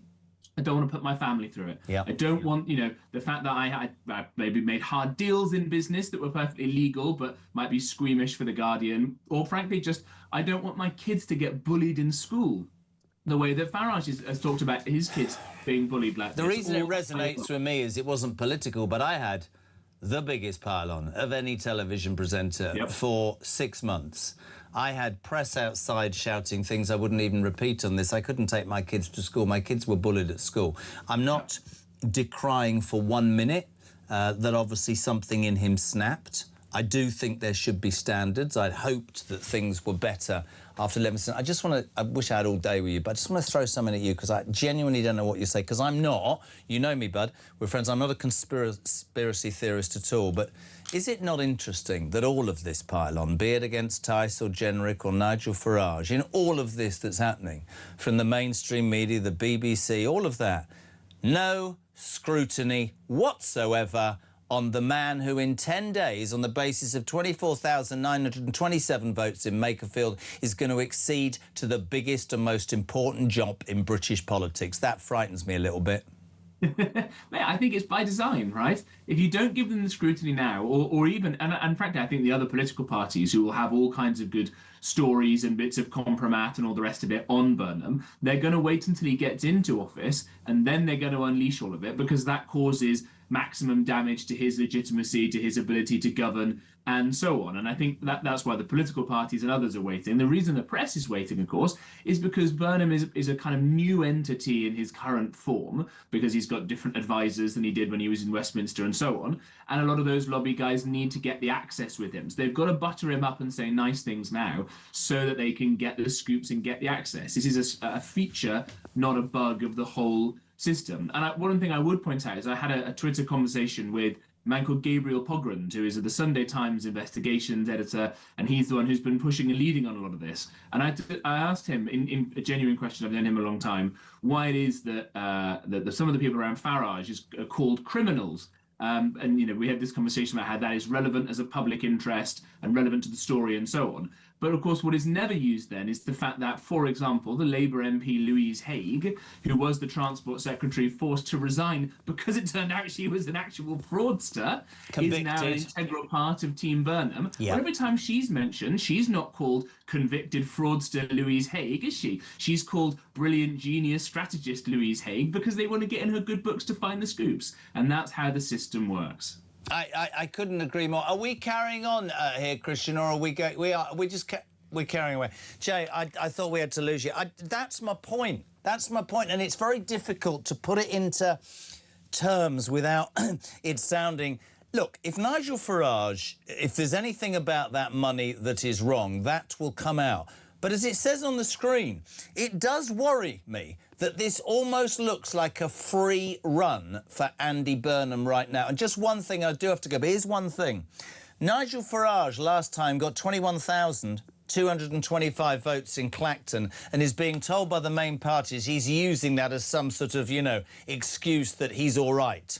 Andy Burnham got 24,927 votes in Makerfield 3 weeks ago, and that's enough to become the Prime Minister of this country. That's a slight different thing, isn't it? Well, yeah, I mean, I would actually agree controversially with your Labour MP who was on before. Shocking thing for me to say. We are in a parliamentary system, and if Andy Burnham can command the majority of the House of Commons, then he gets to be Prime Minister. I think the hypocrisy comes from the fact that Rishi Sunak took over because he could command a majority in the House of Commons, and every Labour quisling MP you see on the screen now was tweeting, we need a general election, we need a general election, and they don't like it when the shoe is on the other foot, because why? Socialists are all disgusting hypocrites who do nothing but destroy our country. We love you so much, JP. You're always welcome. My love to Mrs. P. Thank you so much to James Price. 8 minutes to 8. It's that time, ladies and gentlemen. It's a time for some royal... I was going to say rancour. Has it lost his... Happy birthday. I didn't know that. Many happy returns. How old do you think I am, darling? Very young. I don't know. Stop. Levin, stop flirting with me. We're on air. What would Mr. Levin say? 61. He lost his court case, of course, against the Associated Newspaper, the Mail and the Sunday Mail. And I found it quite astonishing, the numbers of journalists that have come out from those newspapers saying, we did our job correctly and we have been utterly vilified. There's a story this morning in the Mail, which is, by anybody's standards, bizarre. Please do go and read it. This is from Charlotte Griffiths, the Mail on Sunday's editor-at-large, a lady who knew Harry and 20 years ago went for a weekend with lots of friends and him. And I mean, this is an astonishing story about how he put a white pill in her mouth that she didn't know what it was. They snuggled up watching a movie, and then he tried to sue her when he decided that the newspaper was no good. I mean, the story is unbelievable. Well, he claims that she didn't know she was a journalist. That's what. So he thinks he'd played with her and made a terrible fact that he was not did not know that. And I think that's ridiculous because he knew very well. But this putting of a white pill in her mouth, this journalist, when she was 20-something, we know, don't we, that his extensive past drug use, he talked about in his 2023 memoir, Spare, and he said he took Class A drugs like cocaine when he was a teenager, started around the age of 17. It wasn't very much fun, but I did it. I mean, it's just astonishing about this guy. He did it for a trick. Did he? She took it out. She was on GB News this morning, And she said all this, that she knew it wasn't real and it didn't look like anything and it wasn't anything. And if she did eat it, which she didn't, it was just something to get your energy going. So he was doing this, she thinks, in a rather fun way. But I don't think that's a fun for a young journalist at all. I think it's for a young woman to have a white pill put in her mouth by a member of the royal family. Whatever you think about anything, it sums this kid up. Listen, I've always been honest, and I've never said this perhaps as much as I can. He talked about how some of the drugs helped him deal with the trauma and the panic of losing his mother. And by the way, nobody would wish that on anybody, and it must have been utterly horrific. But it's almost as if his life is going steadily downhill, whether it's that story this morning or losing the High Court case. He was absolutely... I mean, I was reading about the court case. They had no witnesses. It fell on its backside. It's cost 50 million quid, and now he's decided to focus on his charity work. He must be the most badly advised human being in the world, Angela. Well, you know who advises him, don't you? Yeah, she indoors. That's right. She's never satisfied. She screams at him, and he doesn't know what to do. And he's trying to be a good person. That's his good person. And he wants to look after people who are not well and tell them what to do. But actually, I don't think anybody wants to know what to do from him, because he's made such a mess of his life that you can't say to him, you know, please help people and make them feel better, because he can't do that.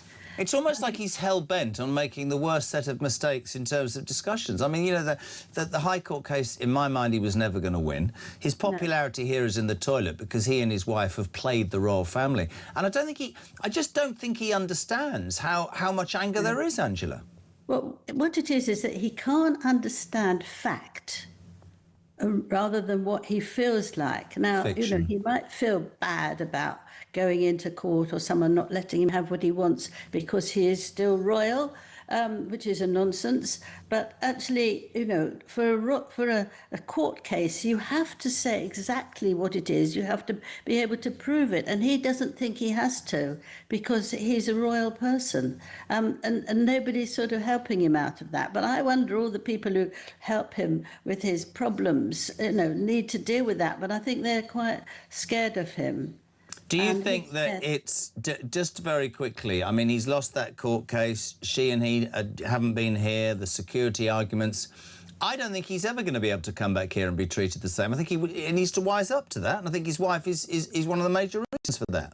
Well, he's trying now, apparently, to actually get back to the king and, you know, apologise and make things all right. But the fact is, you know, he goes to see his father, takes all the information and then goes to the BBC and tells them all about it. He can't see the difference of that. It's him, so he can do it. It's not like anybody else. And I do know, because I was working there when all this happened on the Mail, and journalists were really scared, and, you know, but they were decent journalists who would never dream of doing the things that he said. And he hasn't taken any notice of that whatsoever. And I think he needs someone to help him, but he doesn't listen. He thinks Meghan is the one to tell him. He listens to her, and he does what she tells him. Look where the hell it's got him. Angela, I could talk to you all day. I love you, and so grateful as ever for your take on the latest Prince Harry debacle. He lost that court case. There's stories in the Mail this morning about a white pill and movie snuggles with a journalist. Thank you so much indeed, my sweetheart. Almost 8 o'clock. We're live across the United Kingdom. This is Jeremy Carlin Talk Breakfast. Coming up, Sarah Vine, author and columnist. She'll be brilliant on all that's happened with the Daily Mail. We're back after the news at 8 next.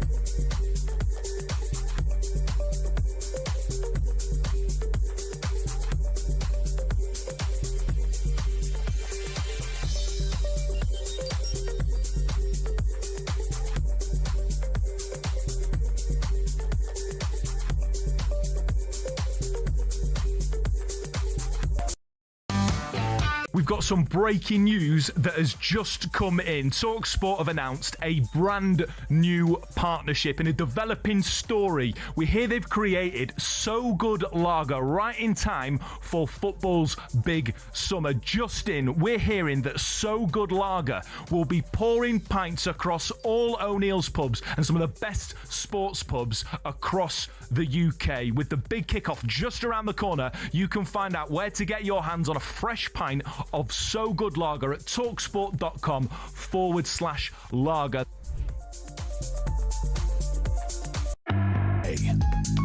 On DAB+, on YouTube, on your mobile, and on your side. This is Talk.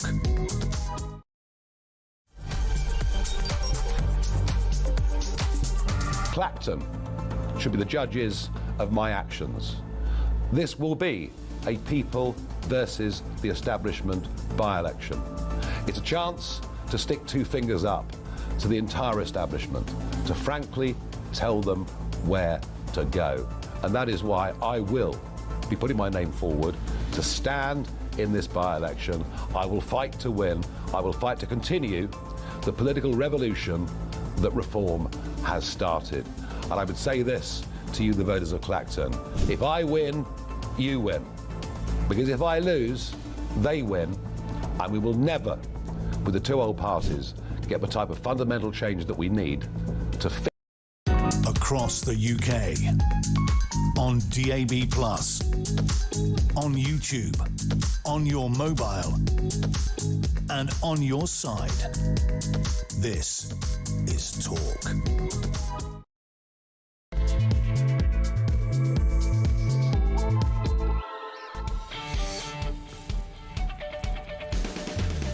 Well, welcome back or welcome along. Just gone 8 o'clock on, what is it, Thursday the 9th of July. This is JK on Talk Breakfast, the home of common sense and, of course, the home of you, the alarm clock Brit. Whether you've just finished the night shift, you're stuck in a traffic jam, you can't get in the bathroom because your kids are a nightmare, your house is covered with slime. That's what my house is, because apparently that's exciting.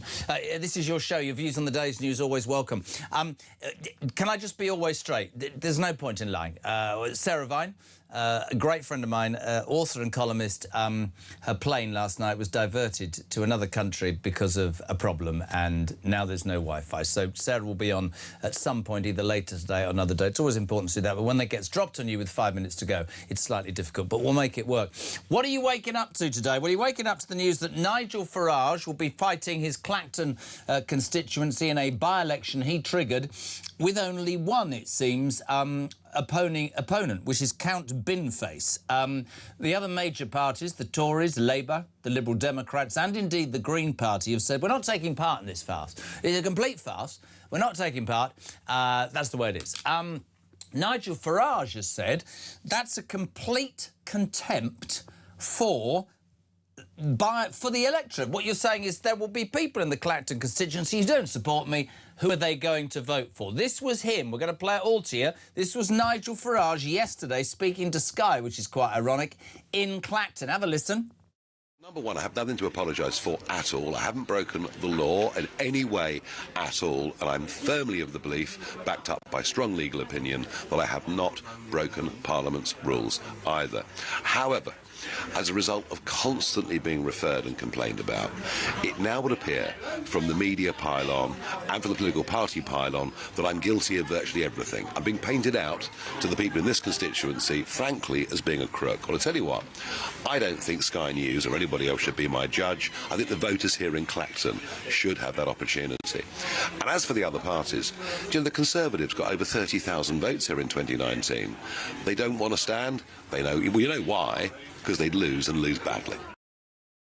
Very interesting. The response from the other two main political parties, it's important we give balance, might make your hair stand on end. First up, Kemi Badenoch. This was her response to Farage yesterday. Nigel Farage is having a hissy fit because the first time he's actually having to deal with some real scrutiny. What he needs to do is be honest about where his fishy £5 million came from, rather than calling a fake by-election to run away from a standards investigation. We will be standing a candidate in the real by-election because no one is above Parliament. Parliament is bigger than all of us. We all have to follow the same rules. We all have to register our interests. What this by-election is a gimmick.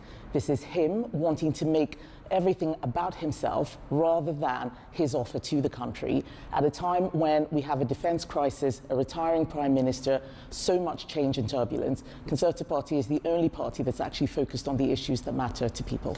So the plan this hour is to dissect that. So let's start with the Badenoch speech. She's talking there. Just a couple of things I should pick up on. She says, I won't run a candidate so fast, that's her opinion, but I will run one in the real by-election, which has led to hundreds of people texting me this morning saying, so it's already a done deal then, Kemi, isn't it? Because you let the cat out the bag, because you're saying that means he will be found guilty by the Standards Committee and there will be a real one. So it is a stitch-up, so maybe he's right to do what he says. The other thing is, had several emails on this. The Standards Committee, we looked into this. It's like the police, I always complain, when they mark their own homework. The Standards Committee, peeps, is made up of 6 MPs. 4 are Labour, 1 is Tory and 1 is a Liberal Democrat. So you could say that Farage is at a difficult point straight away. The other thing is they've said it could be up to a year, right? Up to a year before they decide what the truth is. So for many on the right, they feel this is a stitch-up. But if you really want to take the biscuit, have a listen to what the Prime Minister said about Nigel Farage yesterday. Have a listen. This is a desperate stunt from Nigel Farage, and it's obvious why he's doing it. He is up to his neck in sleaze. Politics should be about improving the lives of millions of people, not about personal gain, not about hiding dodgy donations. And I think the public will see this for exactly what it is. I'm going to try and stay calm. Politics is about improving normal people's lives. Well, you haven't. You screwed the pensioners, you screwed the waspy women, you screwed the farming community, you've screwed businesses by increasing national insurance, you've done absolutely nothing about stopping the boats, you've done nothing about the police. You have the temerity to stand there and talk about improving people's lives. The man that took free suits and free glasses and whose judgment was that poor, he created the next, ready for this? The next UK ambassador to America, was the best friends of the world's most notorious paedophile. You think I'm angry? Have a listen to Angry Rob. Morning, Jez. Morning, Mr. Tadchuk. Rob, on my way to work. Listening about Burnham and his mandate, which he ain't got, never had, never will, because he's just a shoe-in. We're going to get another Marxist in the number 10 seat, ain't we? We're going to get somebody that's got to find 120-odd billion. And where's he going to find that from? Oh, let me guess. It won't be from all his set-at-home scratch card enthusiast Labour voters, will it? No. It'll be from people like me, again, up at 4:45 every morning, going to work. For what? So I can pay more to people who don't want to do anything to help this country. Not one of them in that Parliament takes this country seriously anymore. It's a bloody game. Look at the by-election with Farage. They're not standing anybody in there. They say that it's all a show for Farage. Well, they're making it even worse by not even giving their people that they represent voice. They're just treating everybody with utter contempt. They're not taking the process seriously. I've had enough. All of them. They should be on a gallows. I tell you what, I'm a builder. I'd volunteer to build a bloody thing to swing them all up. This is nice and balanced. You see, we get it all. And Count Binface, right, who's a comedian with a bin on his chops, he's the only person that's going to stand against Nigel Farage. This, apparently, is Count Binface. They can choose to run away from my beneficence and magnificence, or maybe they just noticed that Nigel is up to a rather peculiar hissy fit, and they're keeping their powder dry for a second by-election when, of course, the parliamentary committee reports. But interestingly, you see, the thing is, that second election, which would cost 380 grand, will only happen if Nigel wins this one. So if you vote Binface, you save the British taxpayer £380,000 without me doing anything. Sorry, I know I'm going to... I just want to go, take it off, take it off, take it off. Sorry, he is going to stand against Nigel Farage, is he? Really? That's what we've come to, is it? That's what... And the main parties won't stand against Farage because they think it's a setup. But he made the point. What if, right, Nigel Farage is found guilty and there'll be another one? This is ludicrous. Right. We decided an hour ago to speak to the Deputy Leader of Reform, Richard Tice. We were going to have Sarah Vine. I want to replay this to you because people... It's rolling news, isn't it, when you do a breakfast show? Richard Tice, who this morning has had to read details about some bank transactions of his own, Robert Jenrick as well, talks very honestly here about the pylon and really how they all are dealing with this for the British people. Richard Tice. What an extraordinary turn of events. So... the choice is basically vote Nigel to bin the establishment. That's the bottom line, because the establishment have put their confidence in, essentially, in a bin. And it is quite extraordinary, as you've just been outlining, that you've got Kemi Badenoch essentially assuming guilt from the Standards Committee. You've got the Liberal Democrats saying the same. And then we hear yesterday that this Standards Commission report might take a year, and which is basically what they were trying to do, was to leave this hanging over Nigel and reform. And quite rightly, we've said, forget it. We're taking it to the people. It's the people that matter, and the good people of Clacton-on-Sea will have their opportunity to reinforce their support for Nigel, which I've no doubt whatsoever they will do. That is essentially. I mean, it is taking voters for fools, where Kemi Badenoch says, well, I'm not going to fight this by-election, but I'll fight one a bit later. I mean, it's just, it's extraordinary. The cowardice, the frit, the chicken-like behaviour of all the main parties is, it's completely patronising to the electorate. It's quite interesting. Somebody rang earlier and said, so if you don't support Nigel Farage and you don't support reform in Clacton, what are you supposed to do? The democratic process would always have been that everybody would, in most instances, run a candidate. I hadn't picked up on the Kemi. I'm going to play it, actually, for people who are just tuning in, Richard, because Kemi Badenoch, responding yesterday to Nigel Farage, had this to say. Have a watch, my friends. Nigel Farage is having a hissy fit because the first time he's actually having to deal with some real scrutiny. What he needs to do is be honest about where his fishy £5 million came from, rather than calling a fake by-election to run away from a standards investigation. We will be standing a candidate in the real by-election because no one is above Parliament. Parliament is bigger than all of us. We all have to follow the same rules. We all have to register our interests. What this by-election is a gimmick.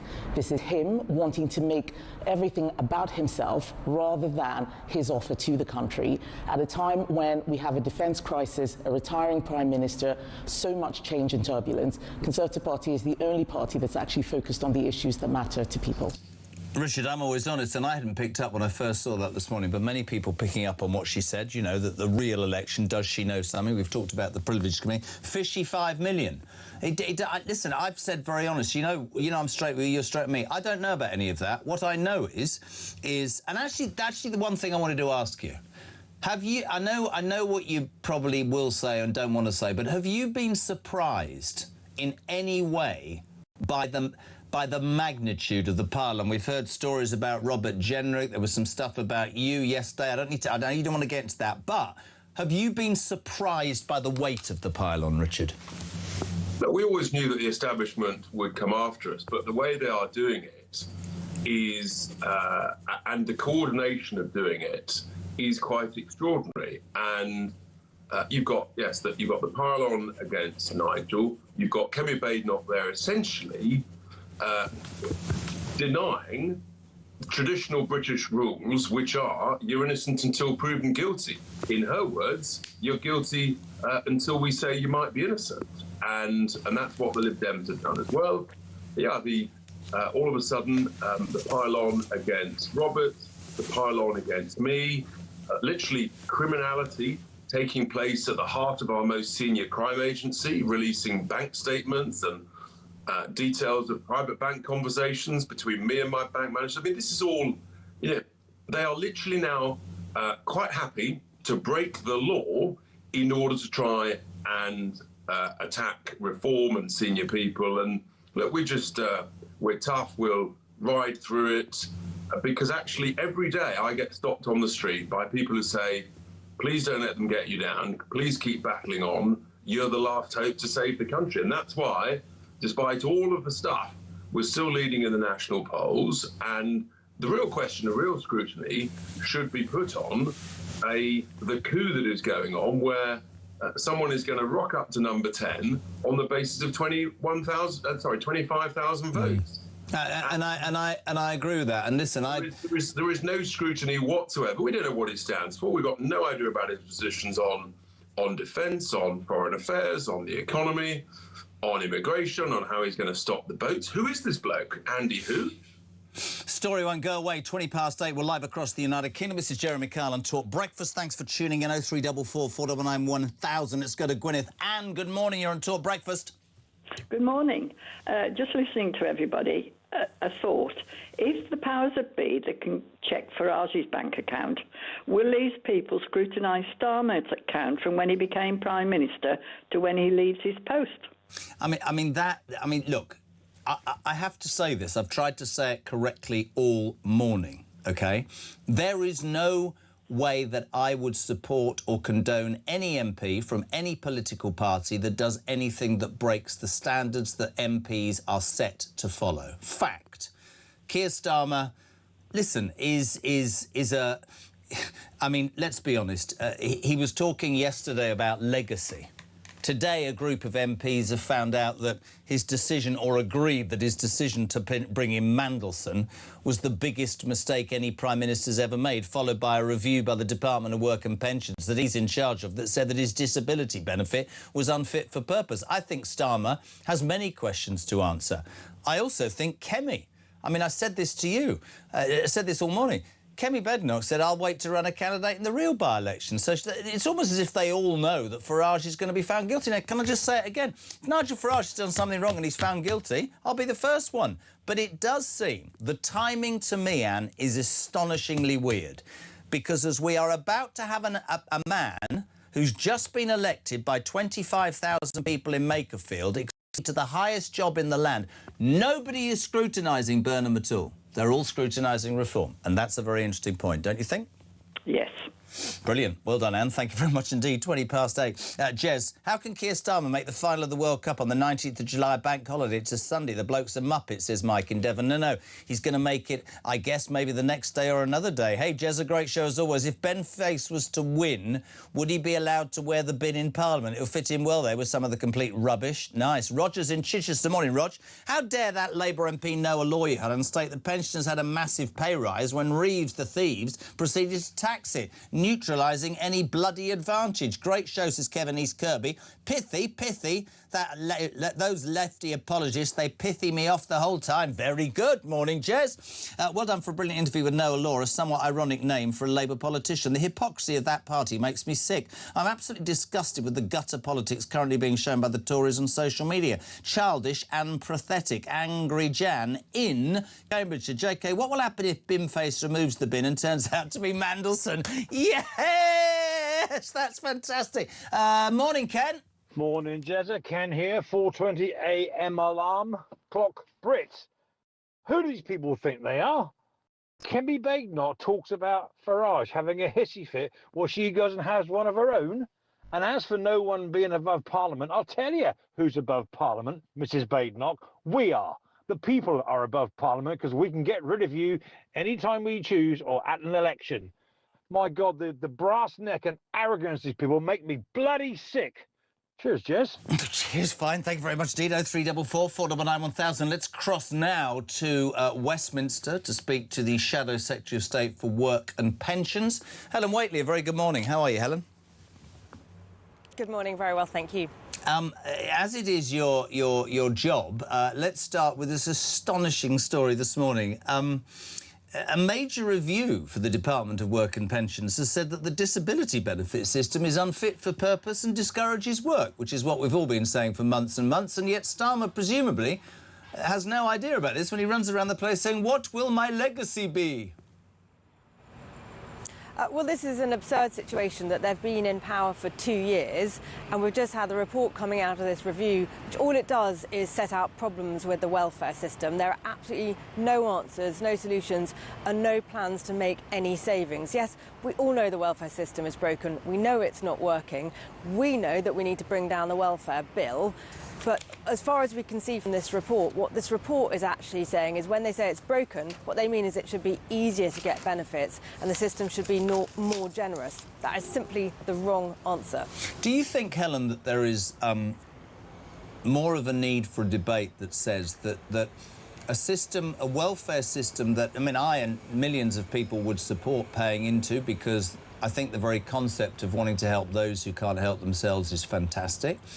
But is there not a time upon us where we should all say that the system is being played, that this isn't an attack on the genuine people who want correctly and rightly to get support, but there are people taking advantage of the detriment? We have a Labour Party about to get a new Prime Minister who will go nowhere near a welfare bill that now outstrips what we get in tax to the Exchequer from people who work, which is in itself an astonishingly bad thing to admit. And yet there's this fear, certainly amongst the Labour backbenchers, to even do anything about that. But we have to accept, do we not, that a system that was set up in good grace is being ripped to shreds by people taking advantage. Well, completely. And on this, Labour MPs are completely out of touch. They're not getting it. They don't understand. Yes, of course, we want a welfare system that supports people who are seriously disabled, people with terminal illnesses, people who really need help. But we all know that the system is being abused at the moment. The benefits are going to people who could and should be working. There are so many stories of that. People using the internet, using AI, using social media to just get the right answers and get benefits. And I'm not just talking about, you know, those stories. I also talk to people who are working inside the system, whistleblowers, who are saying they're seeing so many people coming forward with a combination of its low mood, its anxiety, its ADHD. And I'm not dismissing, for instance, the challenges that people may have in their lives with struggling with depression or ADHD, but we cannot have that as coming forwards for benefits and not working. No, but and I've always felt there seems to be a problem, whatever the political party, in having that discussion, because it sort of goes against the grain and people jump up and down. But I always want to make the point that the system's to help those who can't help themselves, and we're all happy to do that, but we need to face up to it. Obviously, the main story that seems to be doing the rounds is about Farage and Clacton. I just wanted to ask you about Kemi Badenoch, and I've been very honest about Kemi Badenoch in the last few weeks and months. I think she's really stepped up to the plate, and I think she's done a great job at Prime Minister's Question Time. I thought she made a bit of a mistake yesterday. She attacked Farage, her right. She says it's a fishy 5 million, and she said, we will not be putting a candidate up in this farce of a by-election. We will wait to put a candidate up for the real by-election. But Helen Whately, you must understand that hundreds, thousands of people have picked up on the fact that she's prejudging the Privileges Committee's outcome, because she put it out there that there will be another one, which means that presumably people have already assumed that Nigel Farage is guilty before he's been proven so. Look, of course, we'll see the outcome when we get it of the Privileges Committee investigation. But, you know, Kemi's renowned for being straight-talking, and she has called this out for what it is, which is a stunt by Nigel Farage. And he is quite obviously dodging questions on that 5 million donation or gift, as he calls it, refusing to take questions when he did a press announcement the other day, just making a speech and then walking off. He used to make a big show that he would always answer everybody's questions. Now he's not doing that. And actually, you know, we're living in serious times. Today, again, we've got the news of bombing again in Iran and the Strait of Hormuz, a tanker being bombed there. You know, we've got serious stuff going on. We need the country, we need the government, we need the politicians to be focusing on what we do about these serious questions, not being distracted by an unnecessary by-election in Clacton when, as you say, we might get another one in the autumn. But you will understand that people this morning have picked up, I'm straight with you, and said that sounds to us like the establishment has already judged. Listen, I said it all morning, Helen. If Farage has stuff that has to be proven and he's made mistakes, then he absolutely is going to have to answer to that. But, you know, let me try another tack with you. And this is actually for your party, for any other party. It is quite ironic, is it not, that certainly those on the Labour benches today said, so Farage, this face thing, he thinks that you can go to Clacton and get 20,000+ votes and that means that your approach is right. And yet, Helen Whately, on Monday week, a man that got 24,927 votes in Makerfield has not been scrutinised by anybody, and I know Kemi has said this, has not answered any sort of question about anything to do with how he's going to run this country. He's going to accede to the most important job in the land, Andy Burnham. That's frightening as well, isn't it? Well, the thing that I find most concerning is we're going to see Andy Burnham a Prime Minister in a matter of days, and what's clear is that he has no plan for the country. So we've already had a fiasco of the government for the last 2 years, no idea what they're doing, making endless mistakes, making things worse in the country, wrecking the economy, putting up taxes, obviously in my area of welfare, completely failing to make any savings with no clue what they're doing. And then we're going to have Andy Burnham turning up, again, without any plan, and taking the country in what looks like an even worse direction.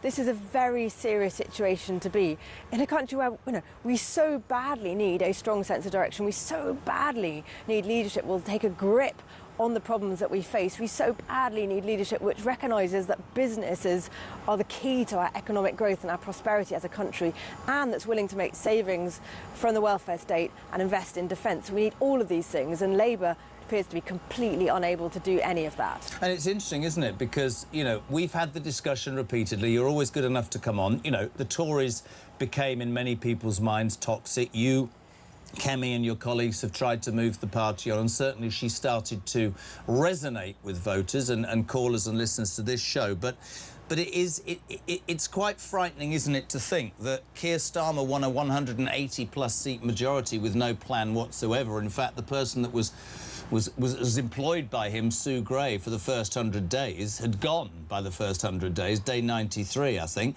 And we could be in the same, because we do not know at all what Andy... Well, I know, because I'm old, much older than you. He'll tax everybody, because that's what socialists do. They use other people's money. That's an absolute fact. And we'll end up with high interest rates, and we'll be on our knees to the IMF, and the country will be screwed for another 3 years. I mean, I do think all of this points to one thing, whether it's Nigel Farage's being accused of stuff, or whether it's, you know, the wrong way in my mind that somebody can become Prime Minister. We need a general election, don't we? Surely. Well, actually, so my view is, you know, first of all, we have to get serious about the problems facing this country, and we have to talk about them, and we've got to confront the difficult choices that we need to make. As I said, in my area, in welfare, we've got to talk about the fact that, though, of course, as you were saying earlier, yes, of course we care about people who are seriously disabled and want there to be help for them, but we have got to make difficult choices and bring this bill down. We cannot afford it. We have got to work out ways to invest in defence. We have got to work out ways to cut taxes. That's the only way that we'll get growth. We've got unemployment going up, more people who are not able to get work, not able to get an income, more likely therefore to go on to benefits. We have to turn that round. We need there to be more jobs, more opportunities. Economic growth is fundamentally what we need as a country, but we will not get that without hard choices being made about public spending. We have got to be straight about that and have a serious conversation as a country. That's what needs to happen, so that then the public get a proper choice at the general election, absolutely straight about the choices that need to be made, the trade-offs that need to be made, so that then we can fix our country and make it a better place to live. Is it frustrating? I mean, I said this to Mel Stride the other day. I've said it to everybody because I'm interested. I was very critical of Kemi Badenoch not speaking for months and months. But it became apparent to me that when she did, a lot of thought and a lot of work had gone in, and a lot of cost effectiveness had gone into the policies and the procedures that you were advocating. Is it frustrating, Helen, with the work that you're all putting in, just being straight with you, that Kemi Badenoch is, at this moment, I think, the most popular politician in the United Kingdom, and yet the polls haven't moved for the Tories? Is it? How long do you think that toxicity that we talked about, that we're all very honest about last time, how long do you think it will be before the public go, yeah, we're listening to Kemi Badenoch, and in fact we're listening to the Conservative Party, and we think they have a real chance at forming a new government? Look, I mean, you want straight answers. I can't tell you how long, but I can tell you that I understand completely the anger that people feel at us, the anger that they expressed at the last general election, the anger that they've expressed in local elections, saying that we made mistakes, we got things wrong, and we have to absolutely take that on the chin, reflect and make sure we come forward with real proper plans and proposals which fix the problems of this country, take on the questions about immigration, take on the questions about public spending and how we would save money. But we did see in Scotland, in that by-election in Aberdeen, actually when we were very clear with the electorate about something they really cared about, which was the oil and gas sector there and backing the economy in their area. And we were the party were saying what we would do about that and how we would back that sector and how I don't think that got enough publicity. And there we saw a huge result for the Conservatives. I don't believe that got enough publicity with everything that's been going on, because the Tory party, I think, got 50% of the vote in Aberdeen South and won a seat, which is pretty unheard of, north of the border, in emphatic terms. And as you said, talked about one of the craziest things that this country goes through at the moment, which is this, we've got this wonderful asset under the North Sea and nobody wants to drill for fear of upsetting I don't know who. So yeah, that was very true. It seems to a lot of people that contact this show, whether it's the Farage stuff or whether it's Keir Starmer failing so spectacularly, that politics is in need of, well, two things really. Seriousness, yes, as you said, but also surely the lesson to any politician is you need to listen to the electorate. I say every day, Helen, but I do think the silent majority have woken up in this country. I really do. I mean, of course we need to listen. I mean, it's one of the things about being an MP in our system is that we all go back to our constituencies, or most of us do anyway, and I, over the next couple of days, will be back knocking on doors, speaking to people in my constituency, and they will tell me straight how they see it. So we are hearing all the time, and you've got to take that on board and make sure that you are understanding, for instance, how angry and frustrated people feel, how worried people are about the future. I mean, I talk a lot to people about the situation with youth unemployment. We've got 1 million young people who are not in education, employment and training.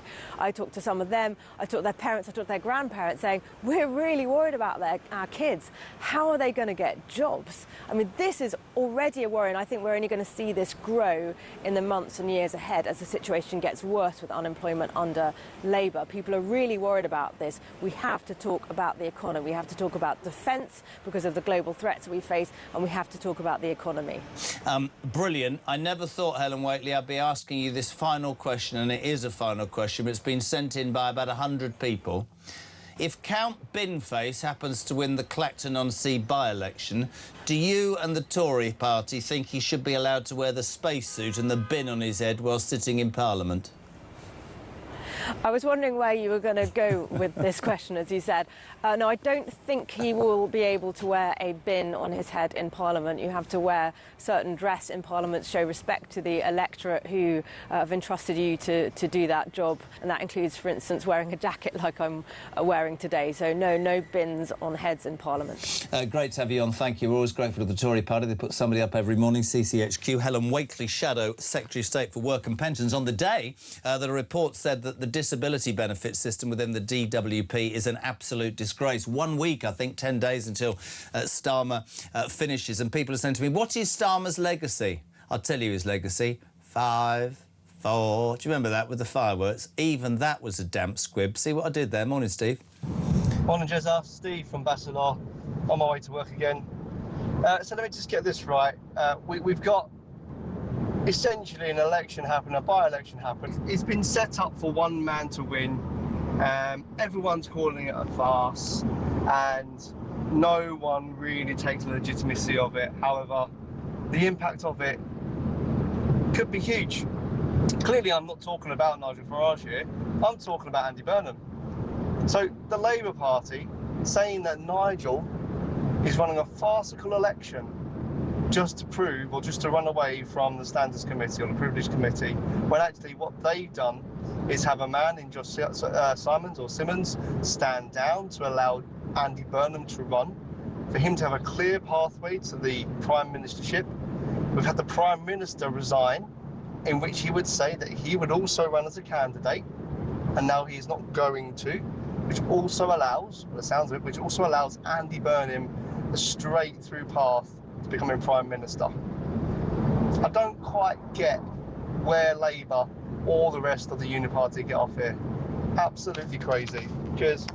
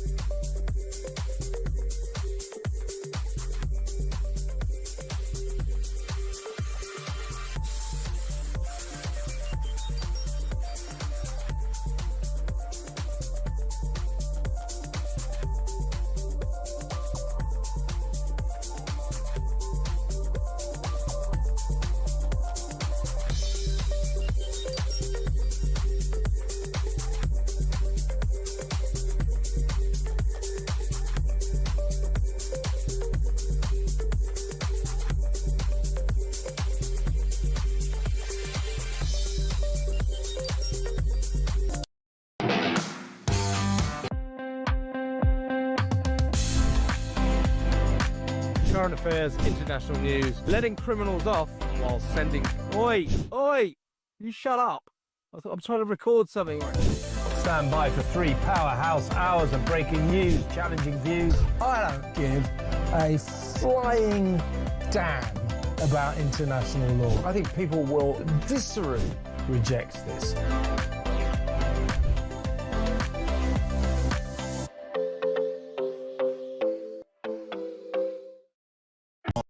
The UK on DAB+, on YouTube, on your mobile, and on your side. Welcome back, my friends. 21 minutes to 9 o'clock. JK on Talk Breakfast, the home of common sense, of course, and of the alarm clock Brit. 0344 499 1000. Loads if you're trying to get on. Also, thank you so much indeed for all the text messages. Jess, if Mr Binface gets into Parliament with his bin, one thing's for sure, under a Labour government, it will never be emptied. Brilliant, very good. Suze, I'm absolutely beyond disgusted with Starmer, Reeves, and for the first time, Badenoch. The Farage pylon is making this country look like it's run by childish idiots. I'd go further and say the whole thing's embarrassing for the entire country, to be honest. I take what Helen Whately says. Look how we must look on the international stage. Chris is in Stockport.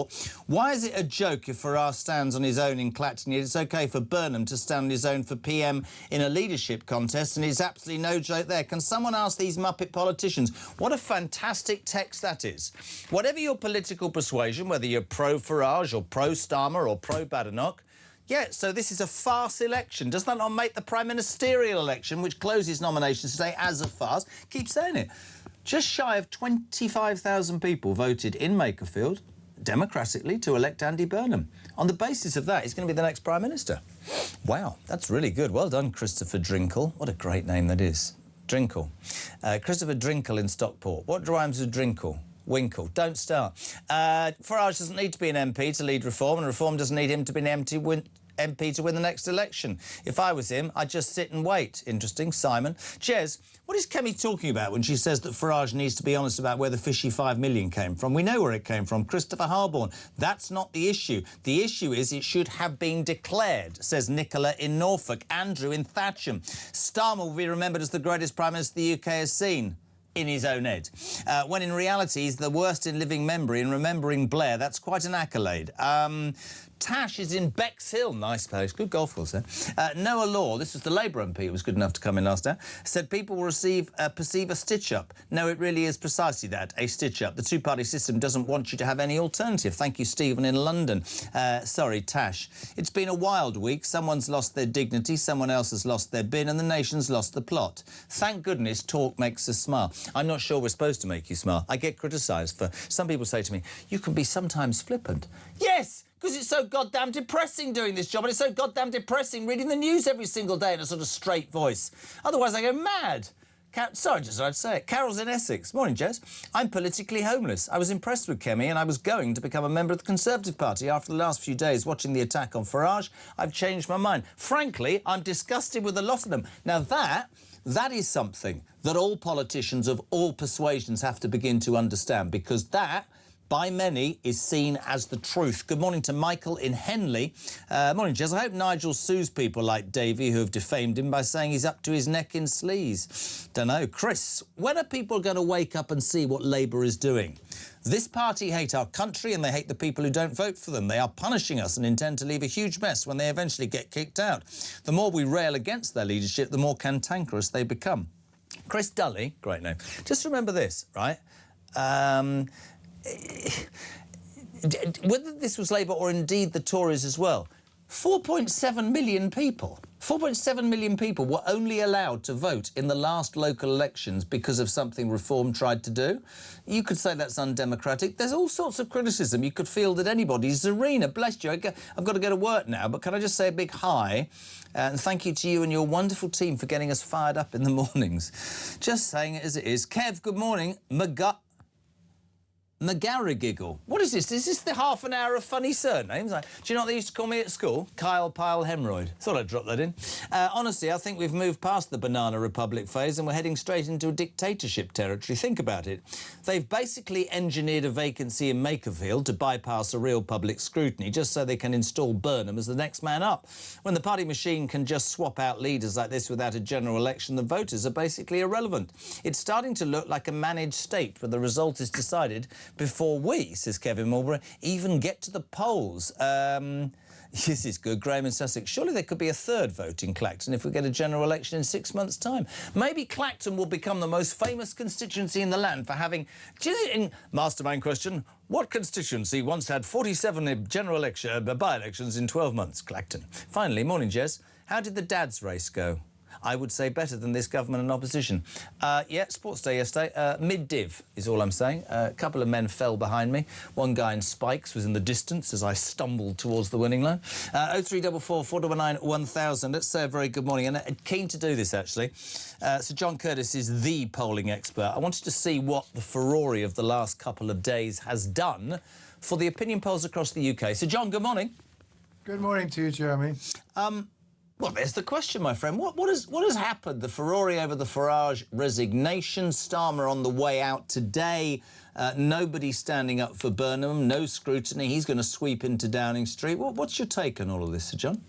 Well, I think the first thing we have to say, Jeremy, is that it takes a little while for polls to catch up with the news cycle, and as yet we have very little in the way of polling post the story about Mr Cottrell and his support for Nigel Farage last Sunday, or indeed Mr Farage's decision to stand down on Monday. But we do, of course, have the fact that there have been stories about Mr Farage and his association with Mr Harbour and that £5 million. That's been going for some time. Yeah. So, against the backdrop of that, number one, well, we do have a little bit of polling about the decision of Mr Farage to stand down. YouGov put some questions up on their daily poll, which they're then able to try and make look reasonably representative. That suggests that, you know, we divide along party lines. Reform supporters tend to support the idea. Those who support the other parties tend to be opposed, though I think it's fair to say that the level of support amongst Reform supporters is somewhat more divided than is the opposition of those who support other parties. So maybe Mr Farage has not necessarily managed to support anybody. So far as the broader picture is concerned, well, where are Reform today? Now, on average, in the polls that have been conducted since Keir Starmer's resignation, they're at 26%.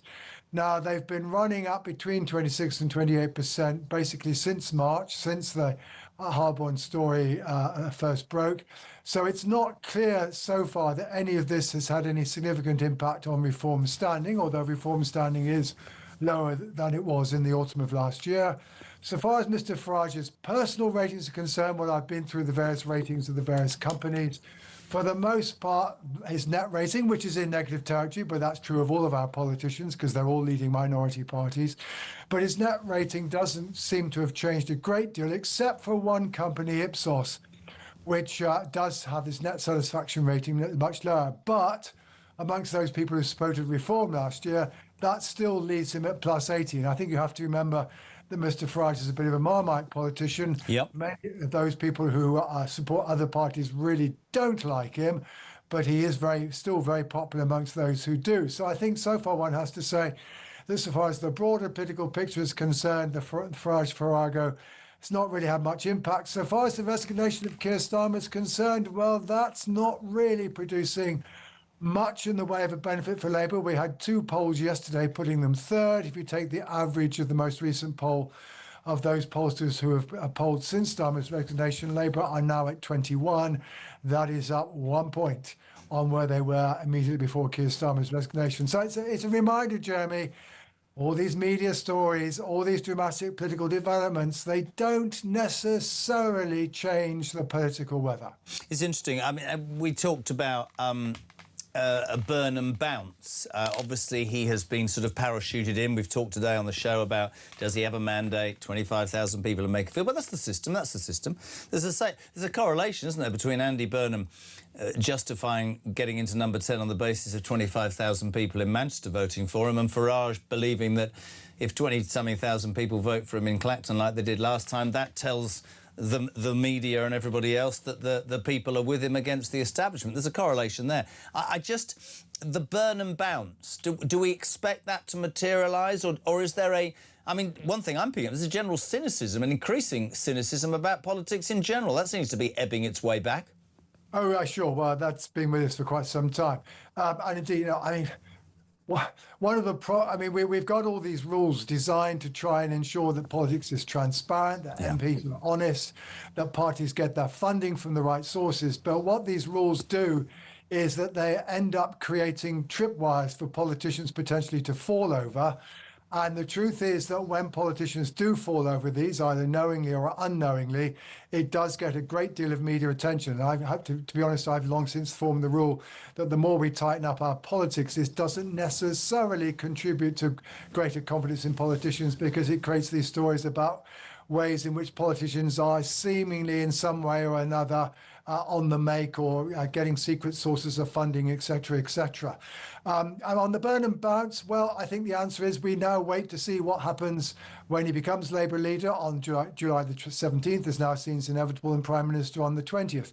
I think all we can say so far is that the mere fact of Starmer going and Burnham becoming the Prime Minister presumptive has not had that much impact. I wouldn't be surprised if in the short run, when voters actually see more of Mr. Burnham, who is certainly a more effective communicator than Keir Starmer, that in the short run it might be an advantage. But the hypothetical polling that we had, you know, a few weeks ago of how would you vote if Mr. Burnham were to become Labour leader, suggested, yes, something of a boost for Labour, may be able to catch up Reform, but again, not creating the kind of boost that some of the people are suggesting, well, this could potentially provide a platform for Mr. Burnham want to call an early election. It would need to be much, much more than that before we were contemplating that possibility. And just Kemi and the Conservatives, it's fair to say, I think, John, you'd back this up, that Kemi Badenoch's sort of personal rating has increased dramatically. Yeah. It's increased substantially over the last year or so. Her performance at Prime Minister's Question Time seems to beginning to resonate, but the party hasn't moved, and that must be a source of frustration. Yeah, they're running on average at 20%, maybe up very slightly from where they were a couple of months ago, but sure. The truth is, at the end of the day, having a personally popular leader is potentially a benefit, but it doesn't necessarily guarantee electoral success. At the end of the day, the problem the Conservatives still have is that voters still have relatively fresh in their mind the record of the party in government between 2019 and 2024, Partygate, the Liz Truss fiscal event, etc., the Boris wave. All of that is very, very difficult for the party to live down. And they're still constantly having to say, when they say, well, we're now a serious party, right? Helen Waitley on now recently trying to explain how they are trying to be more serious. But the question you can always follow up is, hang on, but what did you do when you were in government? And that will take a while for them to deal with. Final question. Never thought I'd be asking you this, Sir John Curtis, the greatest pollster ever. Could Count Binface, unbelievable, who looks like the only candidate that will oppose Nigel Farage in Clacton on seat... Let's bin this story straight away, Jeremy. Hey! Do you expect to see a voter surge from opposing parties? No. We already have indications of 6 people, including John Harvey, who is Count Binface, that either definitely or might stand in this by-election. They include Lawrence Fox, who is a former London mayoral candidate, the leader of the Reclaim Party, which will be very much looking to eat into Reform's territory. It also potentially includes Rejoin EU, who are regular participants in by-elections. The pitch is in the name. It would be interesting if they do find a candidate, because of course Nigel Farage is, one of the chief architects of Brexit, and in the absence of Labour and Liberal Democrat and Green candidates, they might spot an opportunity if they can find a credible candidate. But I think John Harvey's done a brilliant piece of self-promotion. The fact that he's standing has helped to add to the story that, is Nigel Farage being rather foolish in doing this. But actually, we may well end up with, obviously no major party opponents, but actually at least some candidates who do, to some degree, represent alternative points of views that the voters of Clacton may wish to hear. Brilliant. Sir John Curtis, really good to have you on.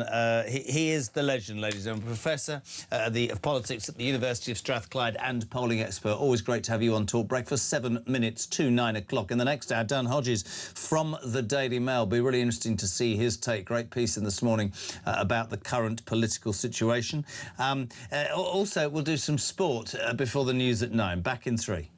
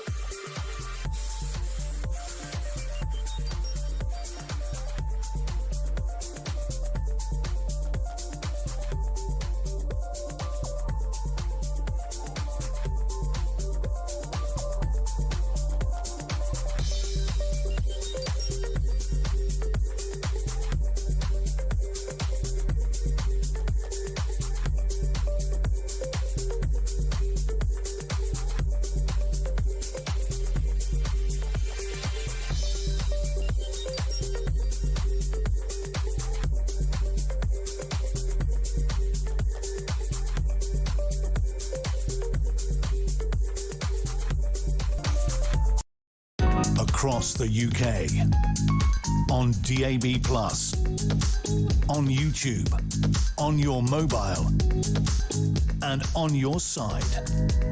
This is Talk. Welcome back. Breakfast on Talk. Good morning, Paul. It's not really funny though, is it, mate? Because now this is ridiculous. This is UK politics. We've got Russians going mad. We've got Israel, we've got Iran fighting with Americans. We've got all this stuff around us. We've got a country falling to its knees. We've got all these things happening, and you want to sit there laughing. It's not a laugh. This is serious. What is funny about this? This is UK politics, isn't it? Where people like Count Binface are really what this is. I can't get my head around it. We've got Andy Burnham being our Prime Minister with no mandate whatsoever. Now you all lot want to sit and laugh about a guy with a bin on his head. Who cares? Why are you giving him head? It's like you want him to win. And do you know, Russians, Iranians, any sleeper cells, they're looking at Britain and thinking, you know what, if we're going to take a country, we're going to take it now. Because just look at the absolute muppets who we're running it. Just look at what they're doing. They've got a guy in UK politics with a bin in his head. You know what, mate? We deserve to be invaded. We don't deserve to have our own country, do we? This is not funny. It's not a comedy candidate. It's got to stop. Absolutely. 0344 499. I have to laugh occasionally because if I didn't laugh, I'd bloody well cry. Josh Hall, push the button, please, Big M. 90 minutes in 90 seconds. From The Sun. Josh, a very good morning. It's all countdown. I heard something very brilliant yesterday. We're all making plans for Wednesday next week, having taken it as a certainty that England are going to win against Norway on Saturday night. Yeah, it might be a little bit early to start making plans for the Wednesday. There's certainly a big game in the way before that happens. How do you see it going? I mean, people are now suddenly saying it's coming home. They're getting enthusiastic. They're starting to believe. Look, I think when you look at England's team on paper, they're definitely a better team man for man across the pitch than Norway. But the talent that Norway have got in someone like Erling Haaland and Martin Odegaard is going to make that match very, very difficult. And they're on a great run and they've really got their country behind them as well. Now, listen, The Sun always does a fantastic job every single brilliant day. And I just want to talk about the main news story that nobody... This kid, ranked 5 million in the world, Arthur Ferry, has come from absolutely nowhere and is in the semi-finals of the Wimbledon Championships. It's unbelievable, pal. Yeah, it's genuinely an incredible story. Came in at 114th in the world rankings, got a wild card to be there. What's really interesting about it is we lost 10 Brits on the first day. Yeah. Also, Raducanu, Jack Draper both dropped out before, so there was no real hope for Britain in this year's Wimbledon. And all of a sudden, up steps Arthur, and he's been incredible. What a win over Flavio Cobolli, and he could be Zverev in that semi-final. It's unbelievable. Everything you need. You know, it's always short. Stuff about Guimaraes could be going to Arsenal from Newcastle. Everything you need in Sunsport. Always the best on the back of the newspaper. Thank you, Josh, so much indeed. Almost 9 o'clock. We have Dan Hodges next on Tour Breakfast.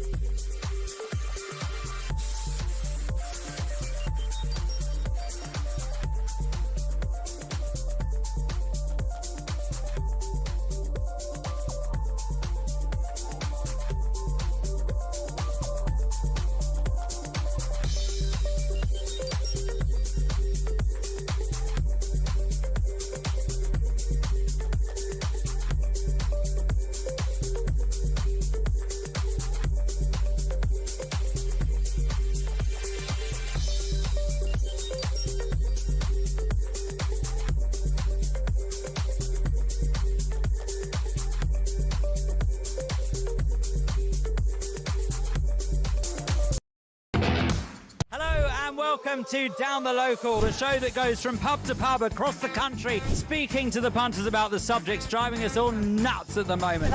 Rachel Reeves, Rachel Thieves, Rachel McCown. I don't really know Meghan Markle. I know Meghan Markle's from Suits, that's about it. I don't know about anyone else, and I don't know where this is going. I have 0% beard, and I feel Raising the flag, I think, is symptomatic of its desperation. Is public transport good value for money?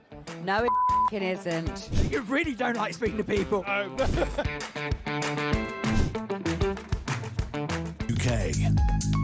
on DAB+, on YouTube, on your mobile, and on your side. This is Talk.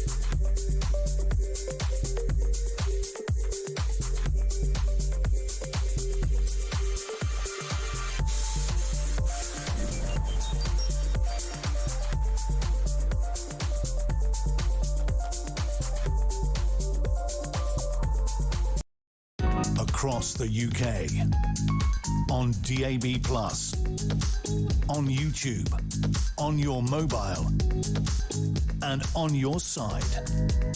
This is Talk.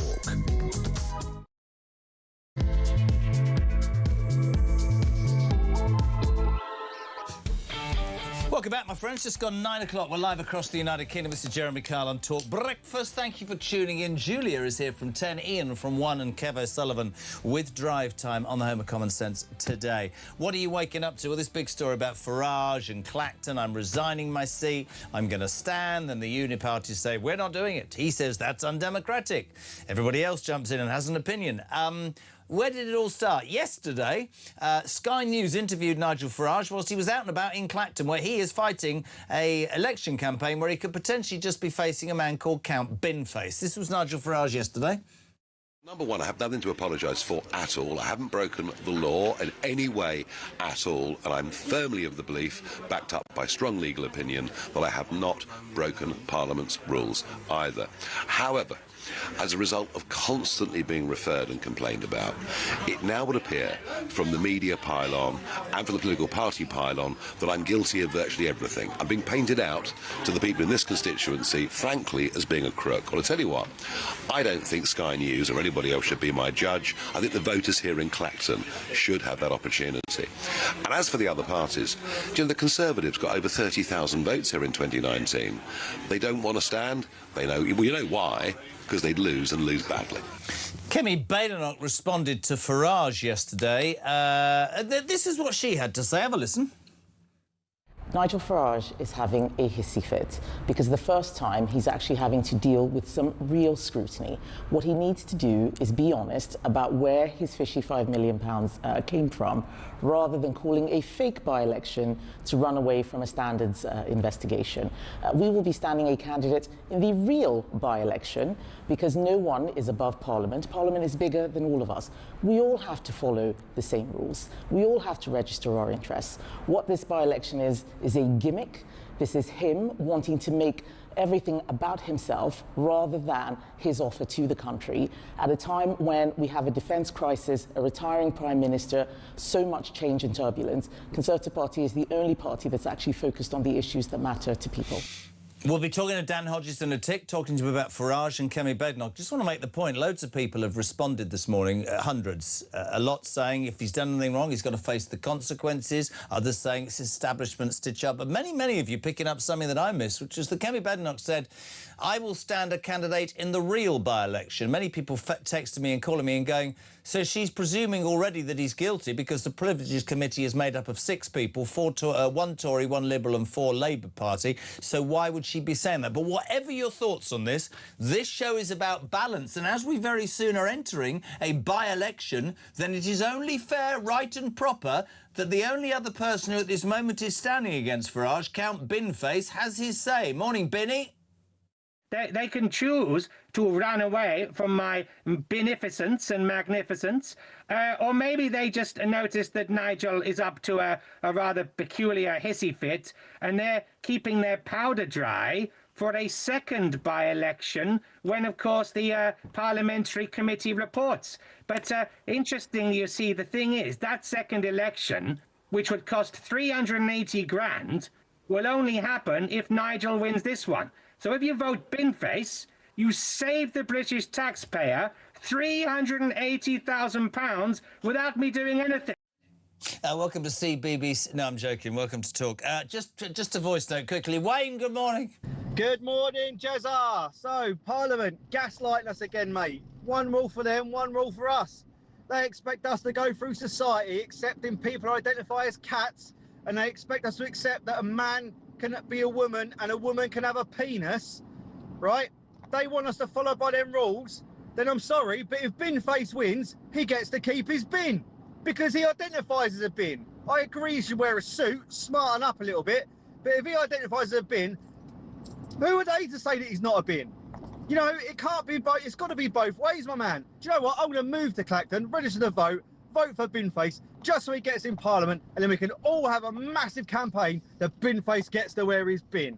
Outrageous, mate. One rule for them, one rule for us. Been today, gone tomorrow. 7 minutes past 9. Brilliant. Nice balance. I love this next man. He's been at the forefront of so much to do with this show. We thank him enormously. Dan Hodges from the Mail. Good morning, my friend. Good morning. Great piece today from you, but I just want to throw a couple of questions. Please read his piece on page 7. Farage is learning that when voters are shouting at you, it's bad.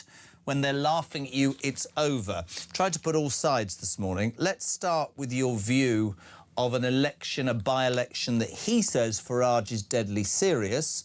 The Uni Party have all refused to put candidates up, saying it's a farce. His response is that they are showing contempt for the electorate, and also that slip by Badenoch when she said, we'll put up a candidate in the real by-election, which lots of reformers have jumped on board and said, what, so it's a stitch-up job and it's already sorted, Dan? No, it's not a stitch-up. Kemi Badenoch is simply reflecting what Nigel Farage has been saying himself. Nigel Farage has said he believes he's going to be found guilty, which is why he's called the by-election in the first place. If he didn't think he was going to be found guilty, we wouldn't be going through this farce, and we wouldn't have to, you know, I wouldn't have to spend the next month writing about Nigel Farage versus a man dressed as a bin. I mean, look, the reality of all this is, Kemi Badenoch said it herself, and I think she's right.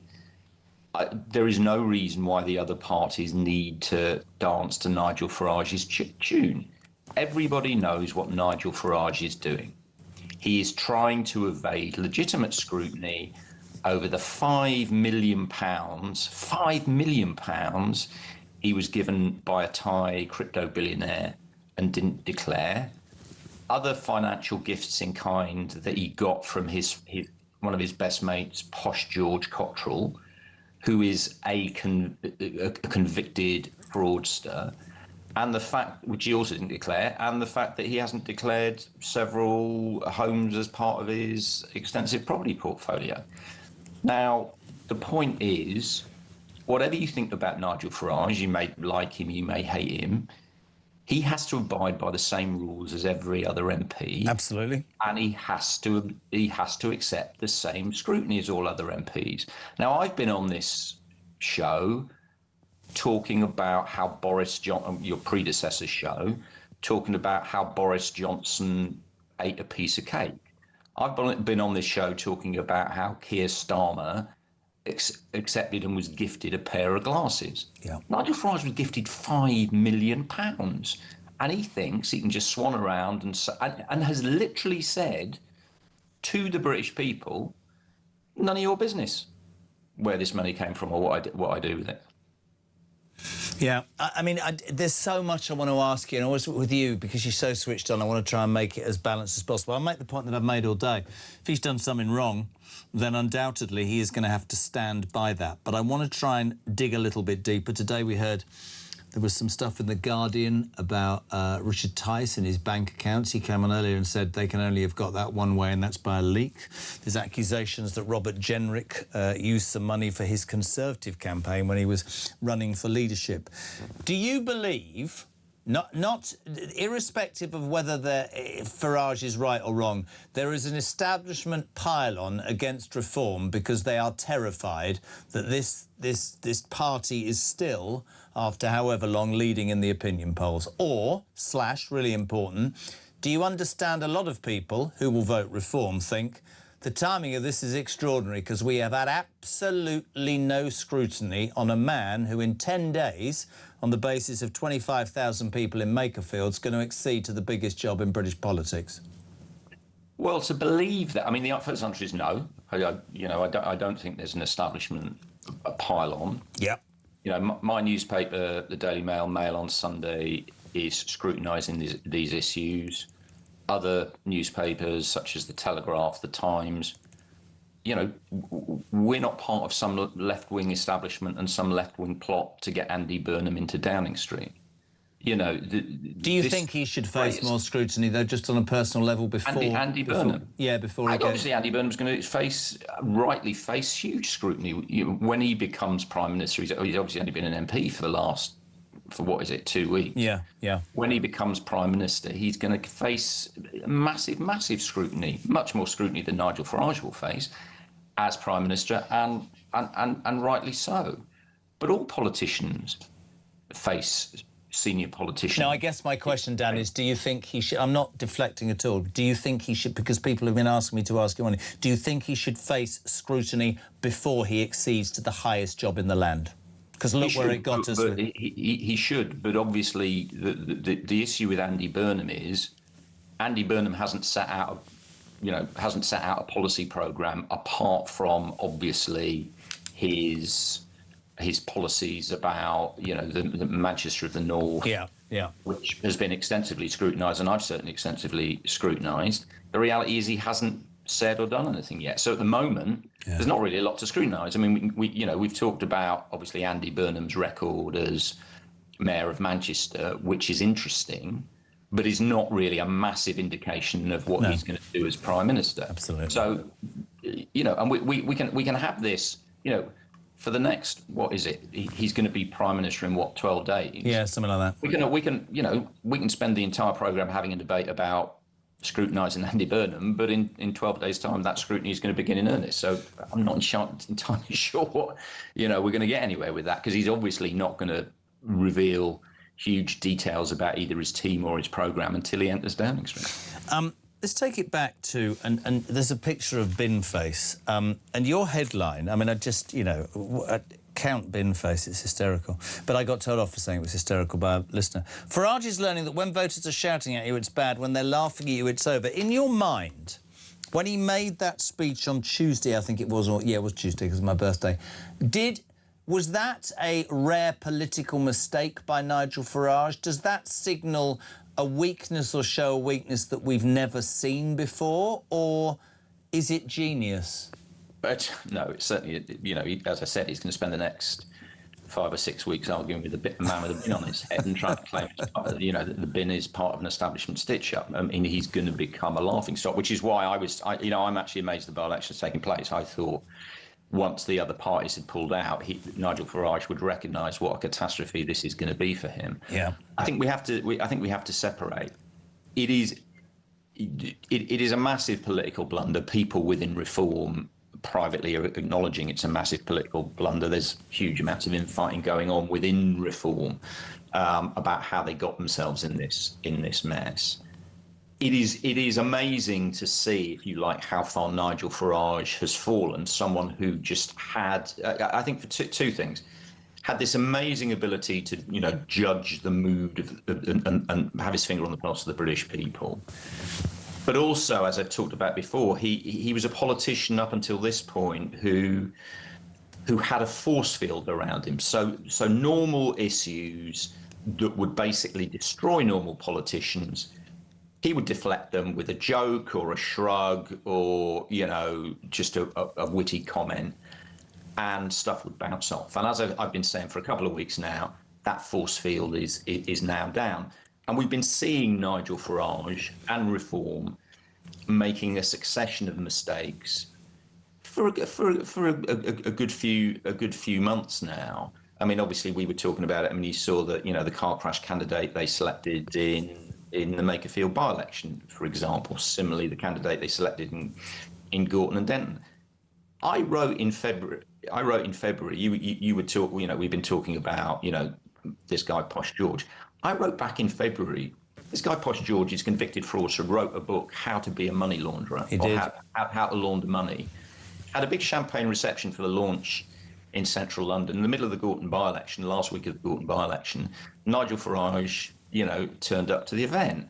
And I wrote at the time, you want to be Prime Minister? What the hell are you doing hanging around with the convicted fraudster who's publishing books about how to launder money? And I said at the time, this is going to come back and bite Nigel Farage. And so it's proved.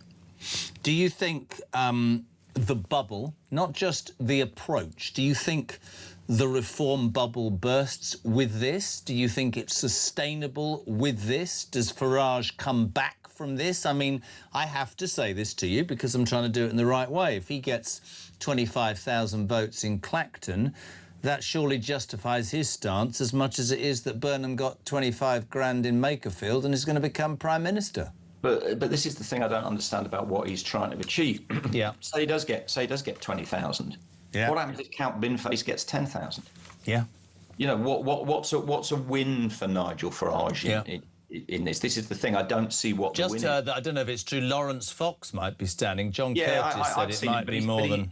I've seen that, although he's been tweeting some weird stuff, kind of like supporting Nigel Farage, but saying he's going to run. Anyway, I don't know what Lawrence is up to. But to answer your question, no, I you know, and again, I've written this. I do think this is the beginning of the end for Nigel Farage. There's been discussions about his future, about how he looks tired. You and I have just been talking about how he's lost his political touch, and those are discussions that are taking place inside Reform as well as outside. What I would say is, and this is where I'm completely different, I know, to everybody else. I don't buy this narrative that if Nigel Farage goes, that's it for Reform. Obviously, Reform would take a hit. Yeah. But as I said yesterday, to, you know, quite significant ridicule, it has to be said, there are a number of, you know, sensible, serious, quite savvy political players and characters within Reform. I do think Reform occupies a space on the British political spectrum that is not occupied by other parties. Yeah. I think they do have a very valuable role in differing ways in keeping both the Tory party and the Labour Party in check. Yeah, in check, however you want to call it. And this idea that, you know, if Nigel Farage goes away, well, that's it for Reform. That's not something I'm buying into, because to assume that, you then have to assume that the discontent with the with the big establishment parties will magically go away if Nigel goes away. Yeah.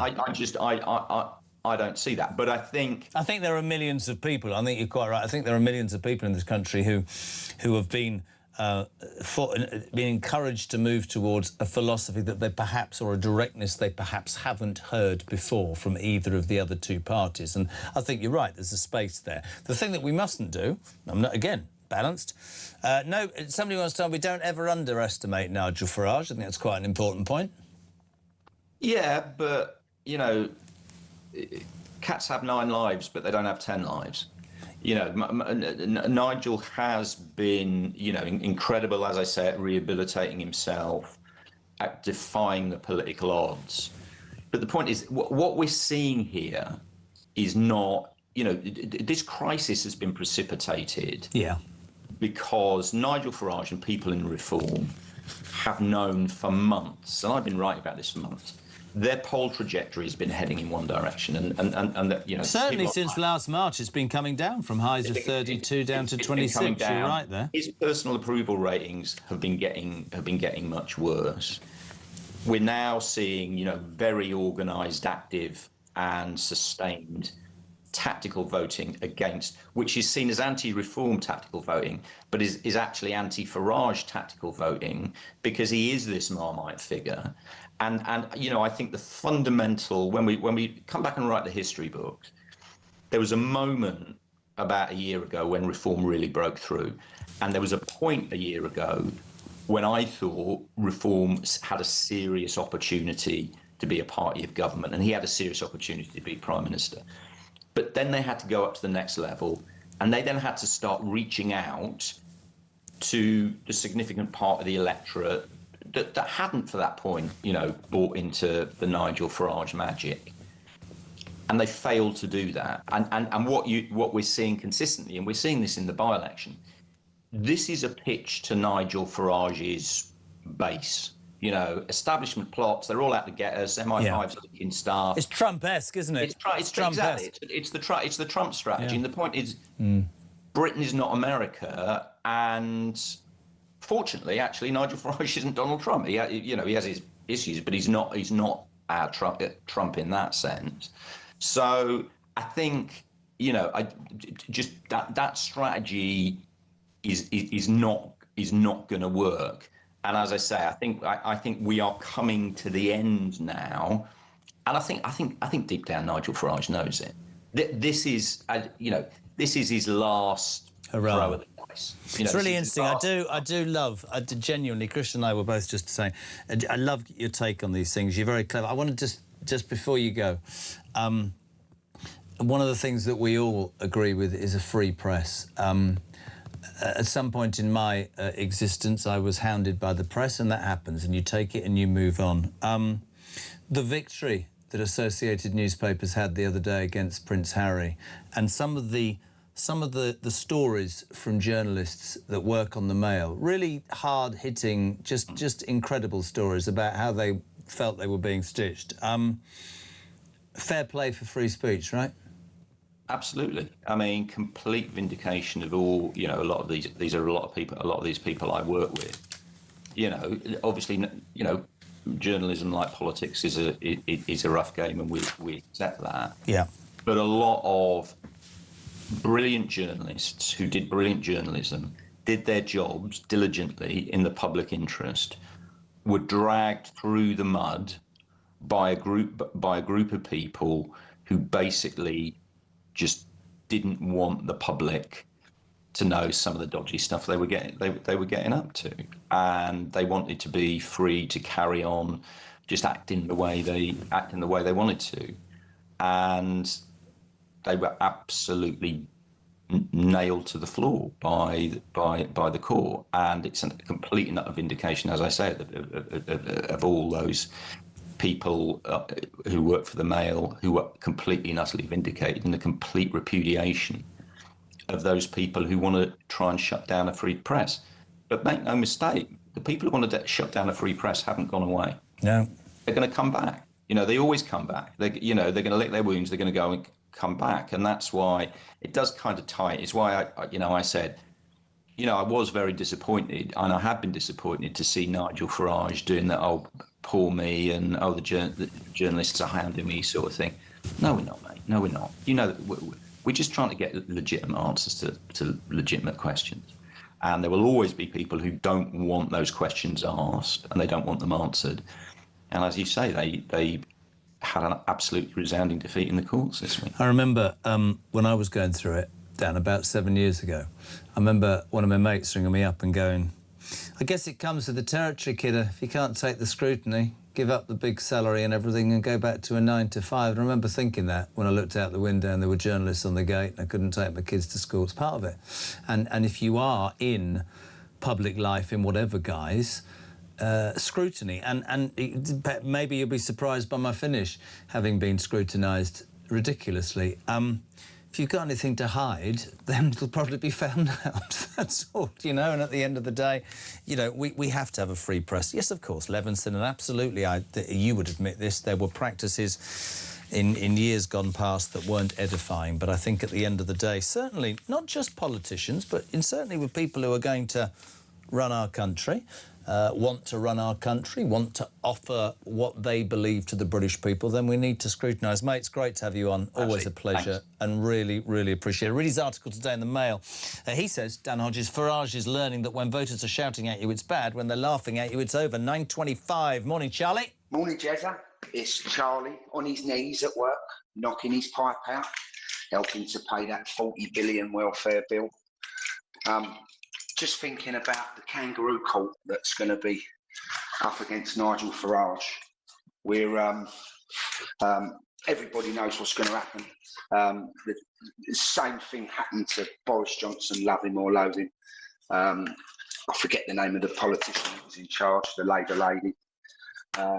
With that, all the press judging him, putting their 2 pennies worth in, whether it's Sky News or the BBC. Everybody knows what's happening. We're getting closer, even more closer to being like the Russians than ever before. Yeah, it's a sad state of affairs. Over and out, everybody. Have a good day.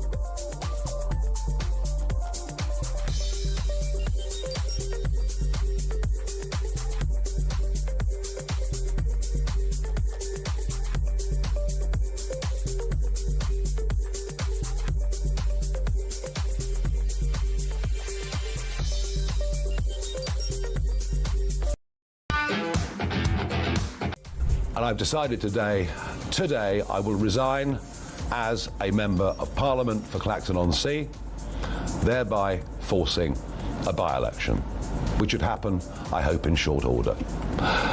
No, I've decided that the people of Clacton should be the judges of my actions. This will be a people versus the establishment by-election.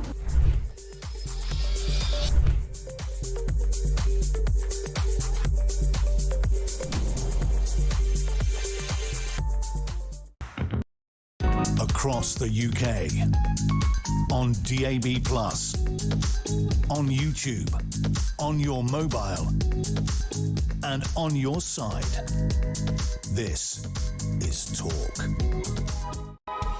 Welcome back, 9:28. So as I said, Julia is here from 10 o'clock, Ian Collins from 1, and Kev O'Sullivan on Drive from 4 o'clock this afternoon. Jez, I think the Tory mask has slipped. All this chat about how Kemi has changed the party is a load of guff. She's shown her true colours in piling in against Farage when innocent until proven guilty has been thrown out of the window. Never trust a Tory, says John in Wapping. Rich is in Maidstone. Good morning, Rich. He says, so all the establishment leaders and cronies who were found out doing something bad can just say it was a mistake and get away with it. If Farage is found guilty, frankly, I think he will be, can't he say it was a mistake and move on? Andrew, what about Kemi showing respect to the electorate by putting up a candidate? Just goes to show her hypocrisy. John in Poole. Good morning, John. Starmer's legacy. Jesse, you asked what Starmer's legacy will be. My answer is how to turn a country into a third world land near communist states, says John in Poole. Brian Goodwin. Morning, Jez. Regarding Andy Burnout, when it all goes wrong with his policies, we should all blame the 25,000 fools from Makerfield who voted for him. Well, it's a democratic process. That's the way it is. 9:30. Let's say a very good morning to Talk's international editor, Isabel Oakeshott. Good morning. Good morning. Jazzy, you've mentioned your birthday again today. When are you going to get over it? When? When did I mention my birthday? What are you talking about? You mentioned how old you are. I mean, honestly, have you got a complex or what? Well, no, actually, I'm all right today. I feel, although I had one of those mornings when, you know, I do feel 61, because it was the parents, it was the dad's race yesterday at Sports Day. Did you win? Of course I didn't win. There are 25-year-olds in racing spikes with calves bigger than my thighs, but I was sort of mid-div. But my daughter Alice, fantastic, just graduating. Actually, tomorrow we're going to Edinburgh. She ran in the mums race and won by the length of the field, having stopped halfway down to pull up her skirt. Brilliant. She's a fast runner. She was fantastic. Brilliant. So there was a bit of pride for the Kyle name, but no, the old man was... She said to me, you really are crap, aren't you? Which is great. Really? Isabel Oakeshott, we know... we know that you're marrying Richard Tice. We had Richard on earlier, which was great. Dan Hodges just on there saying, and I think it's really important that we get all sides, it's over for Nigel Farage. He's shown weakness. It wasn't the greatest political move to do this, and he said he has been quite surprised and looks at Nigel Farage and thinks that he perhaps knows the sands of time have caught up with him. What's your response to that?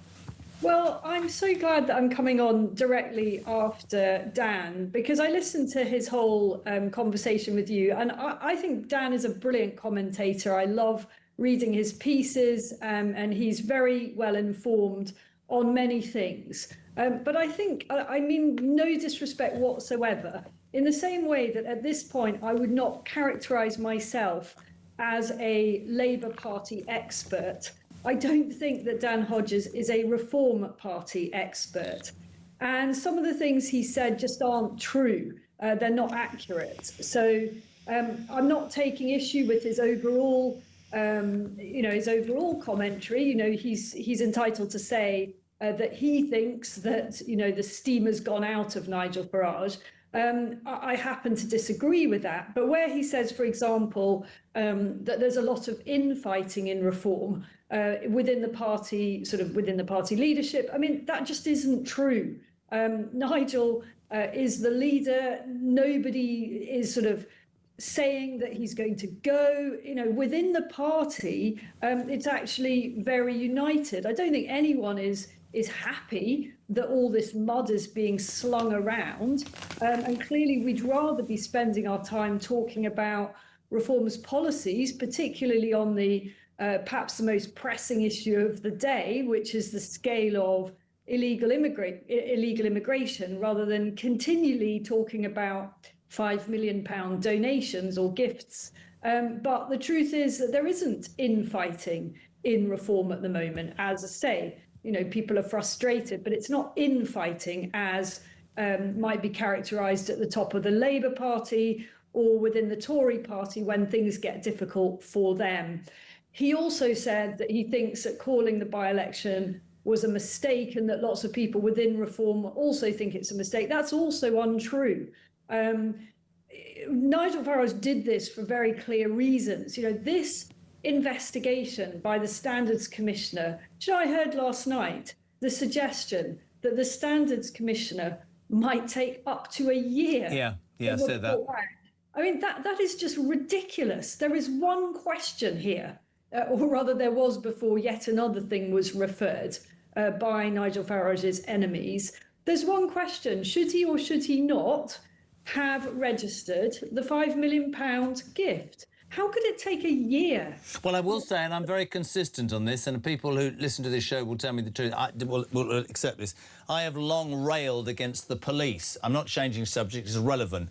Who, you know, the Police Complaints Commission is made up of policemen who mark their own homework, which is why many standards in police have dropped and people have gone unmarked. I think it is utterly ludicrous that the Privileges Committee is made up of 6 MPs, 4 of whom are from Labour, 1 is from the Tories and 1 is from the Liberal Democrats. Now, I've had it all said to me all morning, Reform only have 5 votes. Surely it is better to have an independent inquiry away from the House of Commons where people's political persuasions might lead them to make a decision. And that's not me sticking up for Farage, because anybody that goes in front of the that committee, presumably, if that person who's sitting there, are they going to be judgmental? Are they going to be bipartisan? I don't know. But my only thing about that is when I found out the makeup of that, I think it should be independent. Listen to this.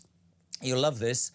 Wendy says, I think maybe there's more to come, but Parliament needs to understand their hold over us is finished. Too many of us are utterly peed off with the whole thing.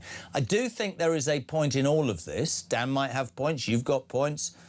I do think that the British people, the silent majority... Dan, here, look, tell Dan he needs to read the room. Politics has changed. The silent majority have woken up. Dan is out of touch. That's from Bill Warren. I do think that... This isn't pro or anti anybody. I do think that we're all a bit fed up of, I'm squeaky clean, oh no, I'm this, I'm that. Just sort the bloody country out, please. We're on our backsides, and I think that's an overriding concern, Isabel.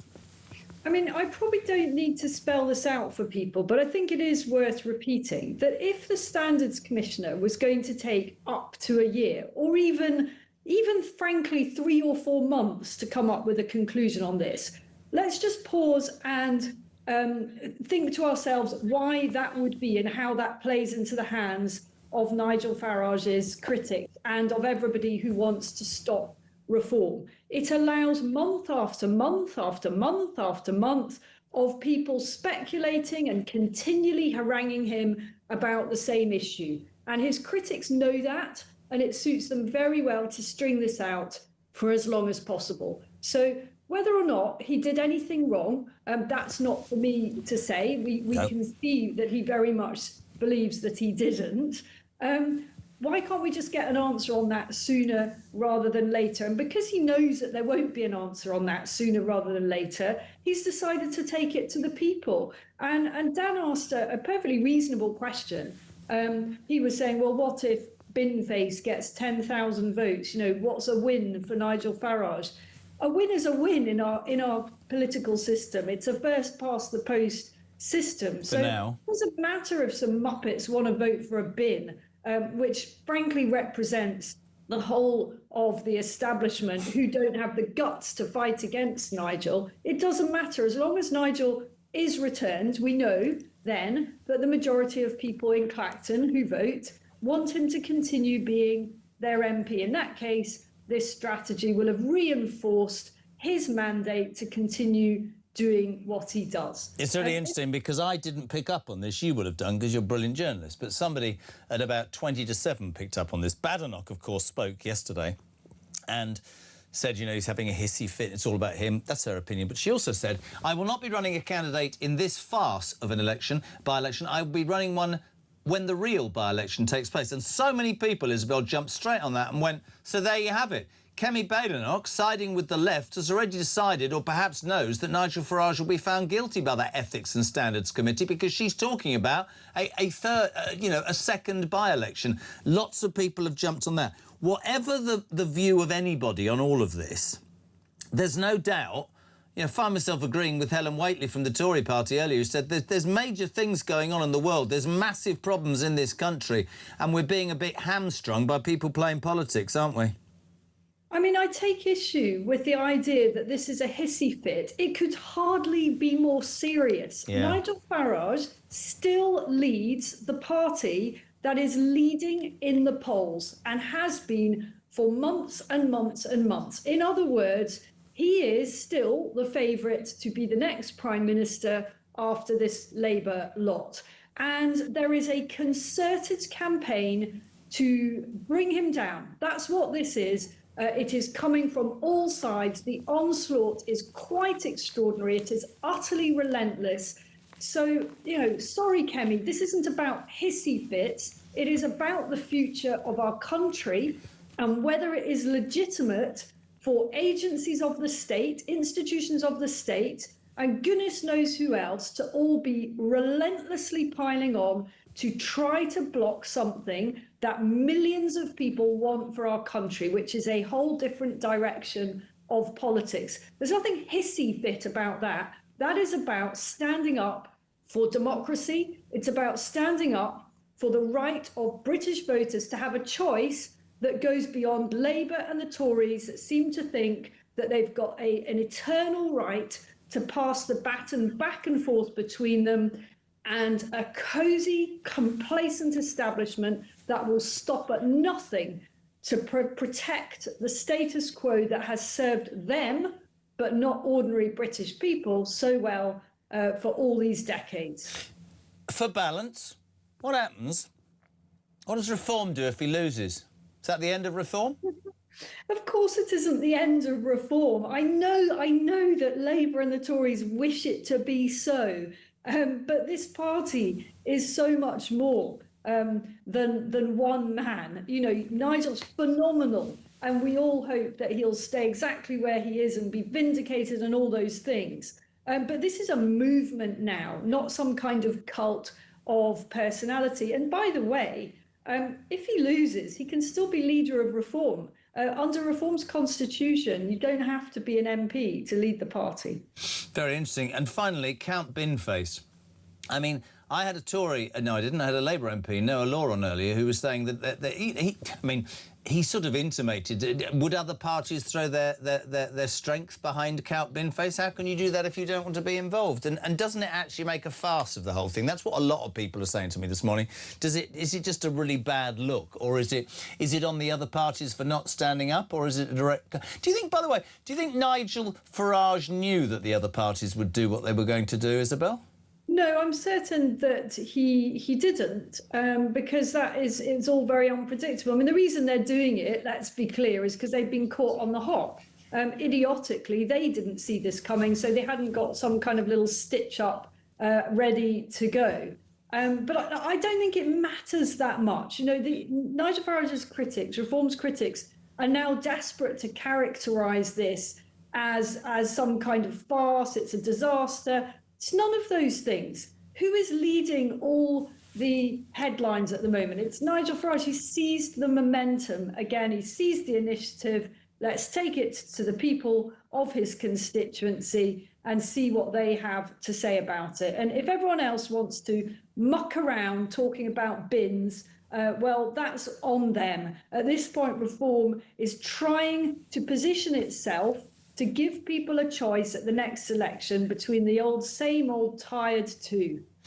Great to have you on, sweet. Thank you so much. Always good.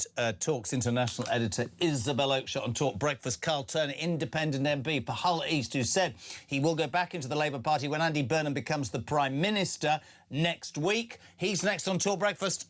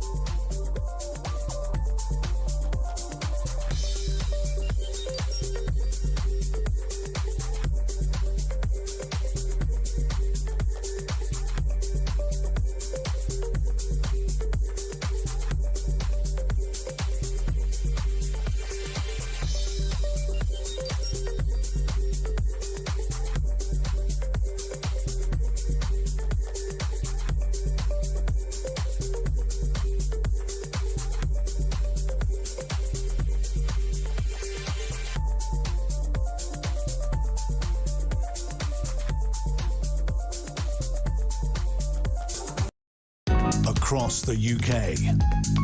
On DAB+, on YouTube, on your mobile, and on your side. This is Talk. Welcome back, 9:45, still to come.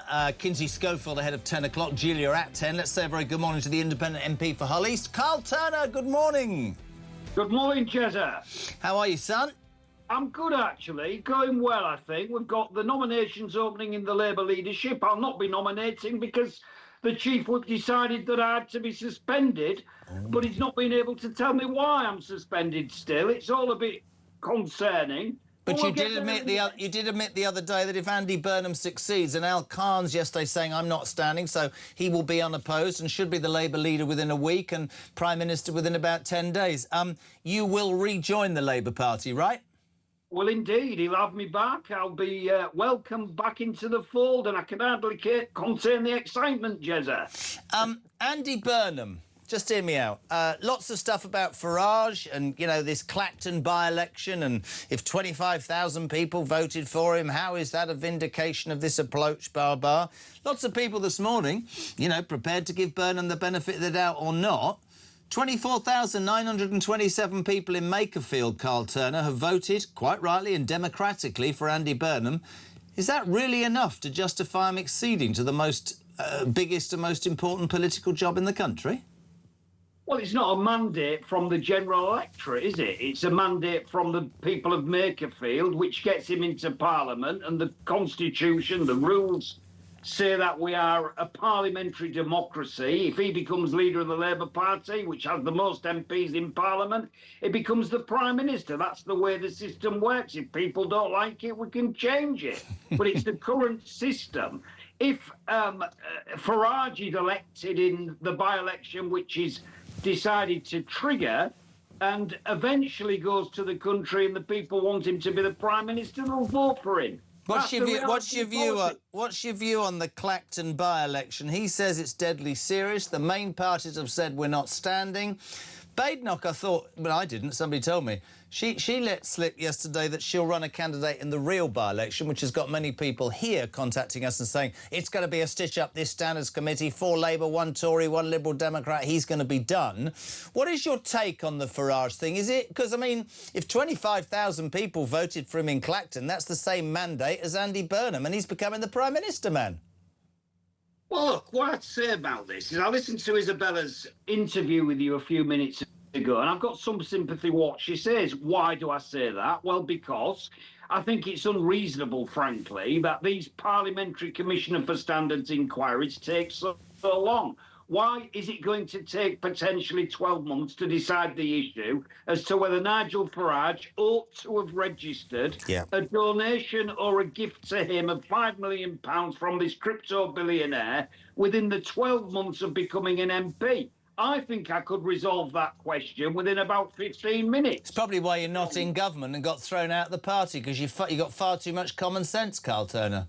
I don't get it. Jeremy, no. I've been up before the Parliamentary Commissioner for Standards, not this one, but his predecessor. The question about me was, I tabled a parliamentary question, a written question, not oral in the chamber of the House of Commons, but a written question, and I forgot to tick a box, or my staffer had, to mention that my wife was a criminal solicitor at the time. I apologised immediately for getting to tick the box, but it took them 10 months to decide whether I was guilty or innocent. Wow. It was crackers. And in the meantime, I had people texting, people tweeting, people Facebooking, and all the rest of it, accusing me this, that and the other, without me having the ability to defend myself. Why?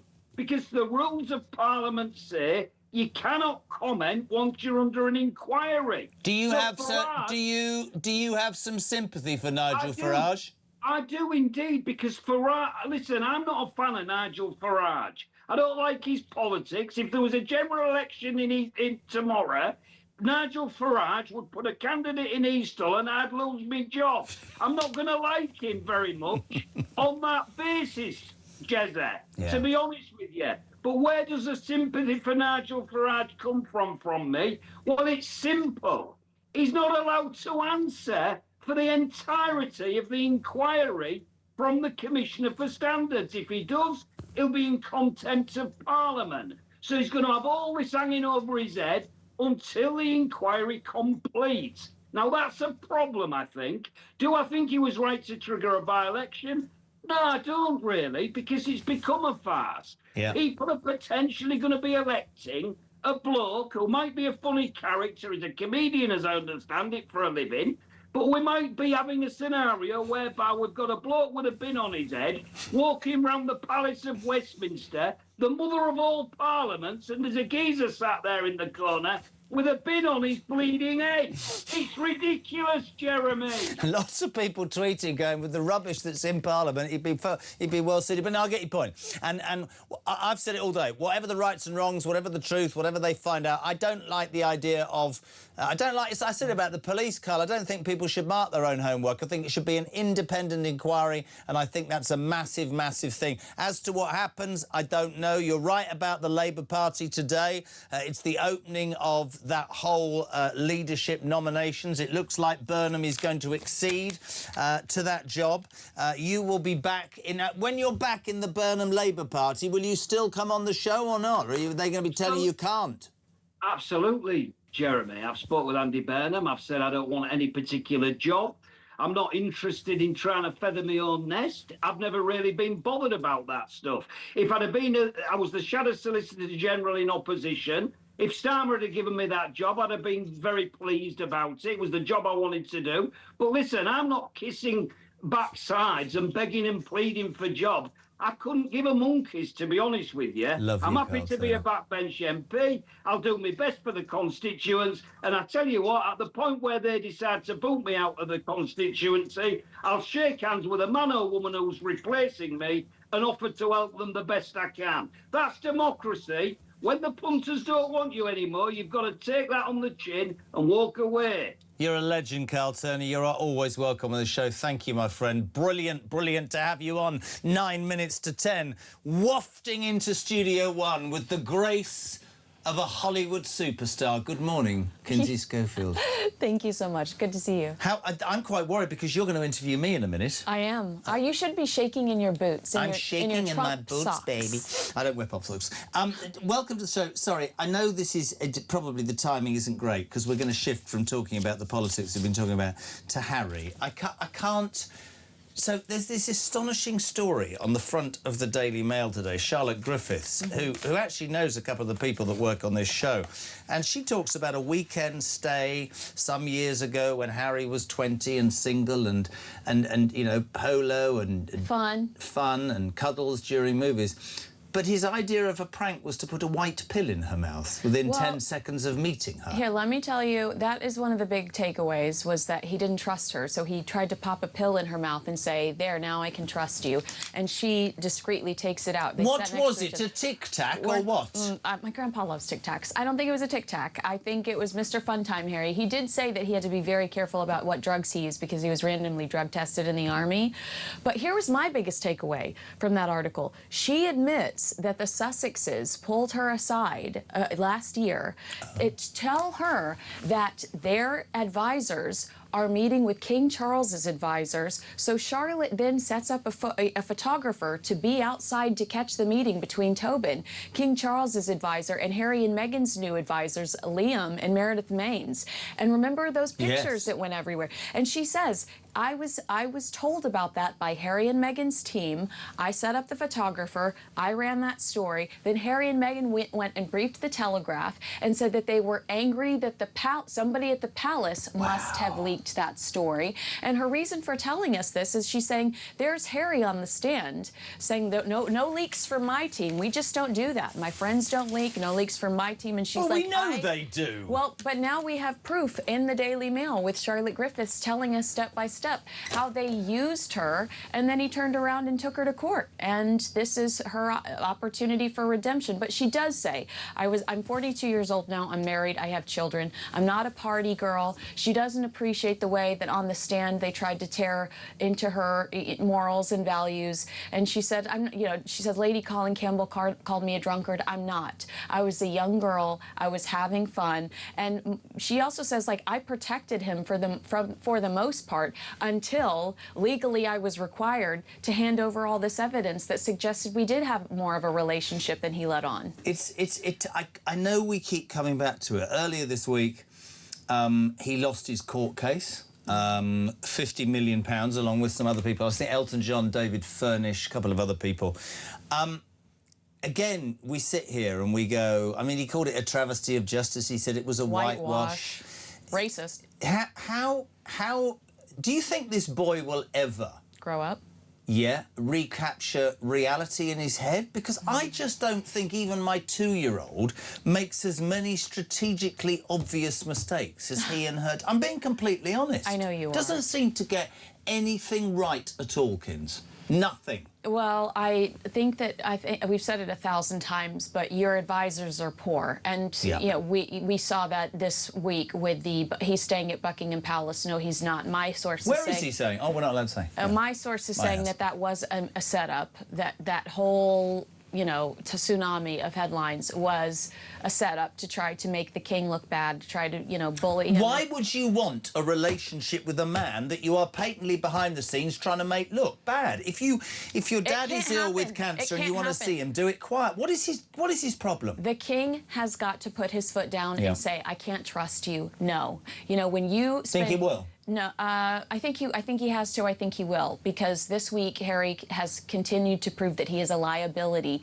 to the future of the monarchy. Yeah. He is undisciplined, he's unpredictable, and in my opinion, he's dishonest. And that is not somebody you want around an institution that is so important to. I mean, culturally, I think it's incredibly important to the United Kingdom.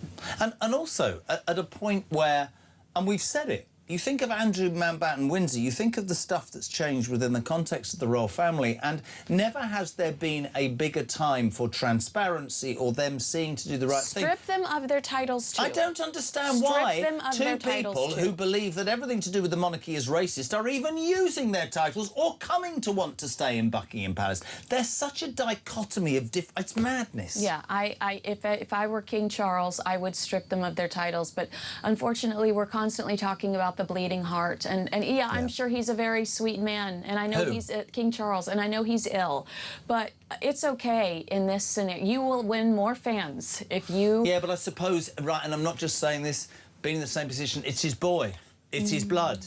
He probably still thinks that the mother hasn't been around and probably blames himself and all that, but the truth is, you're right, anybody with a brain cell will go, listen, Charlie boy, he's taken the what's it and has been for years. They want what they can get from just using an institution they purport to hate. I don't care if you hate it, just bugger off and do it quietly. Yeah, I hope that you bring this energy to my interview. What are we, now can you just, what am I going to, what are we... We're going to be talking about this. We're talking about this. I like the outfit. Thank you. It's from The Nanny, the TV show with Fran Drescher.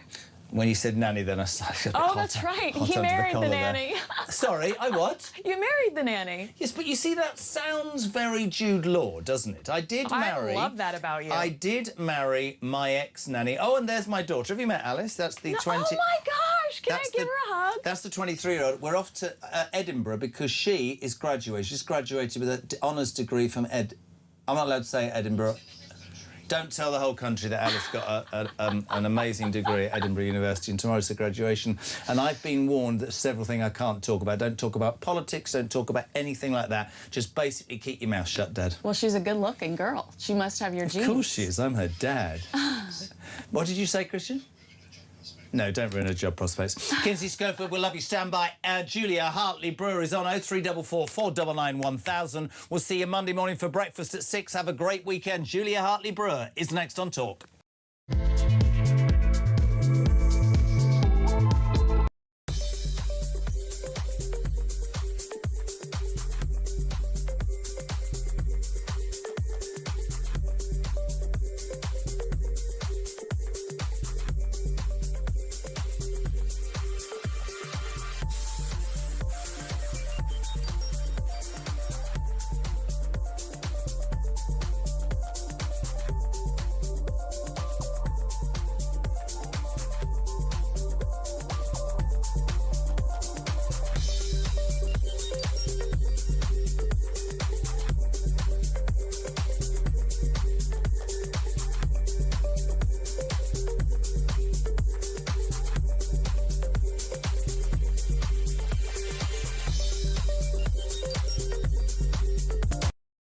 The thing that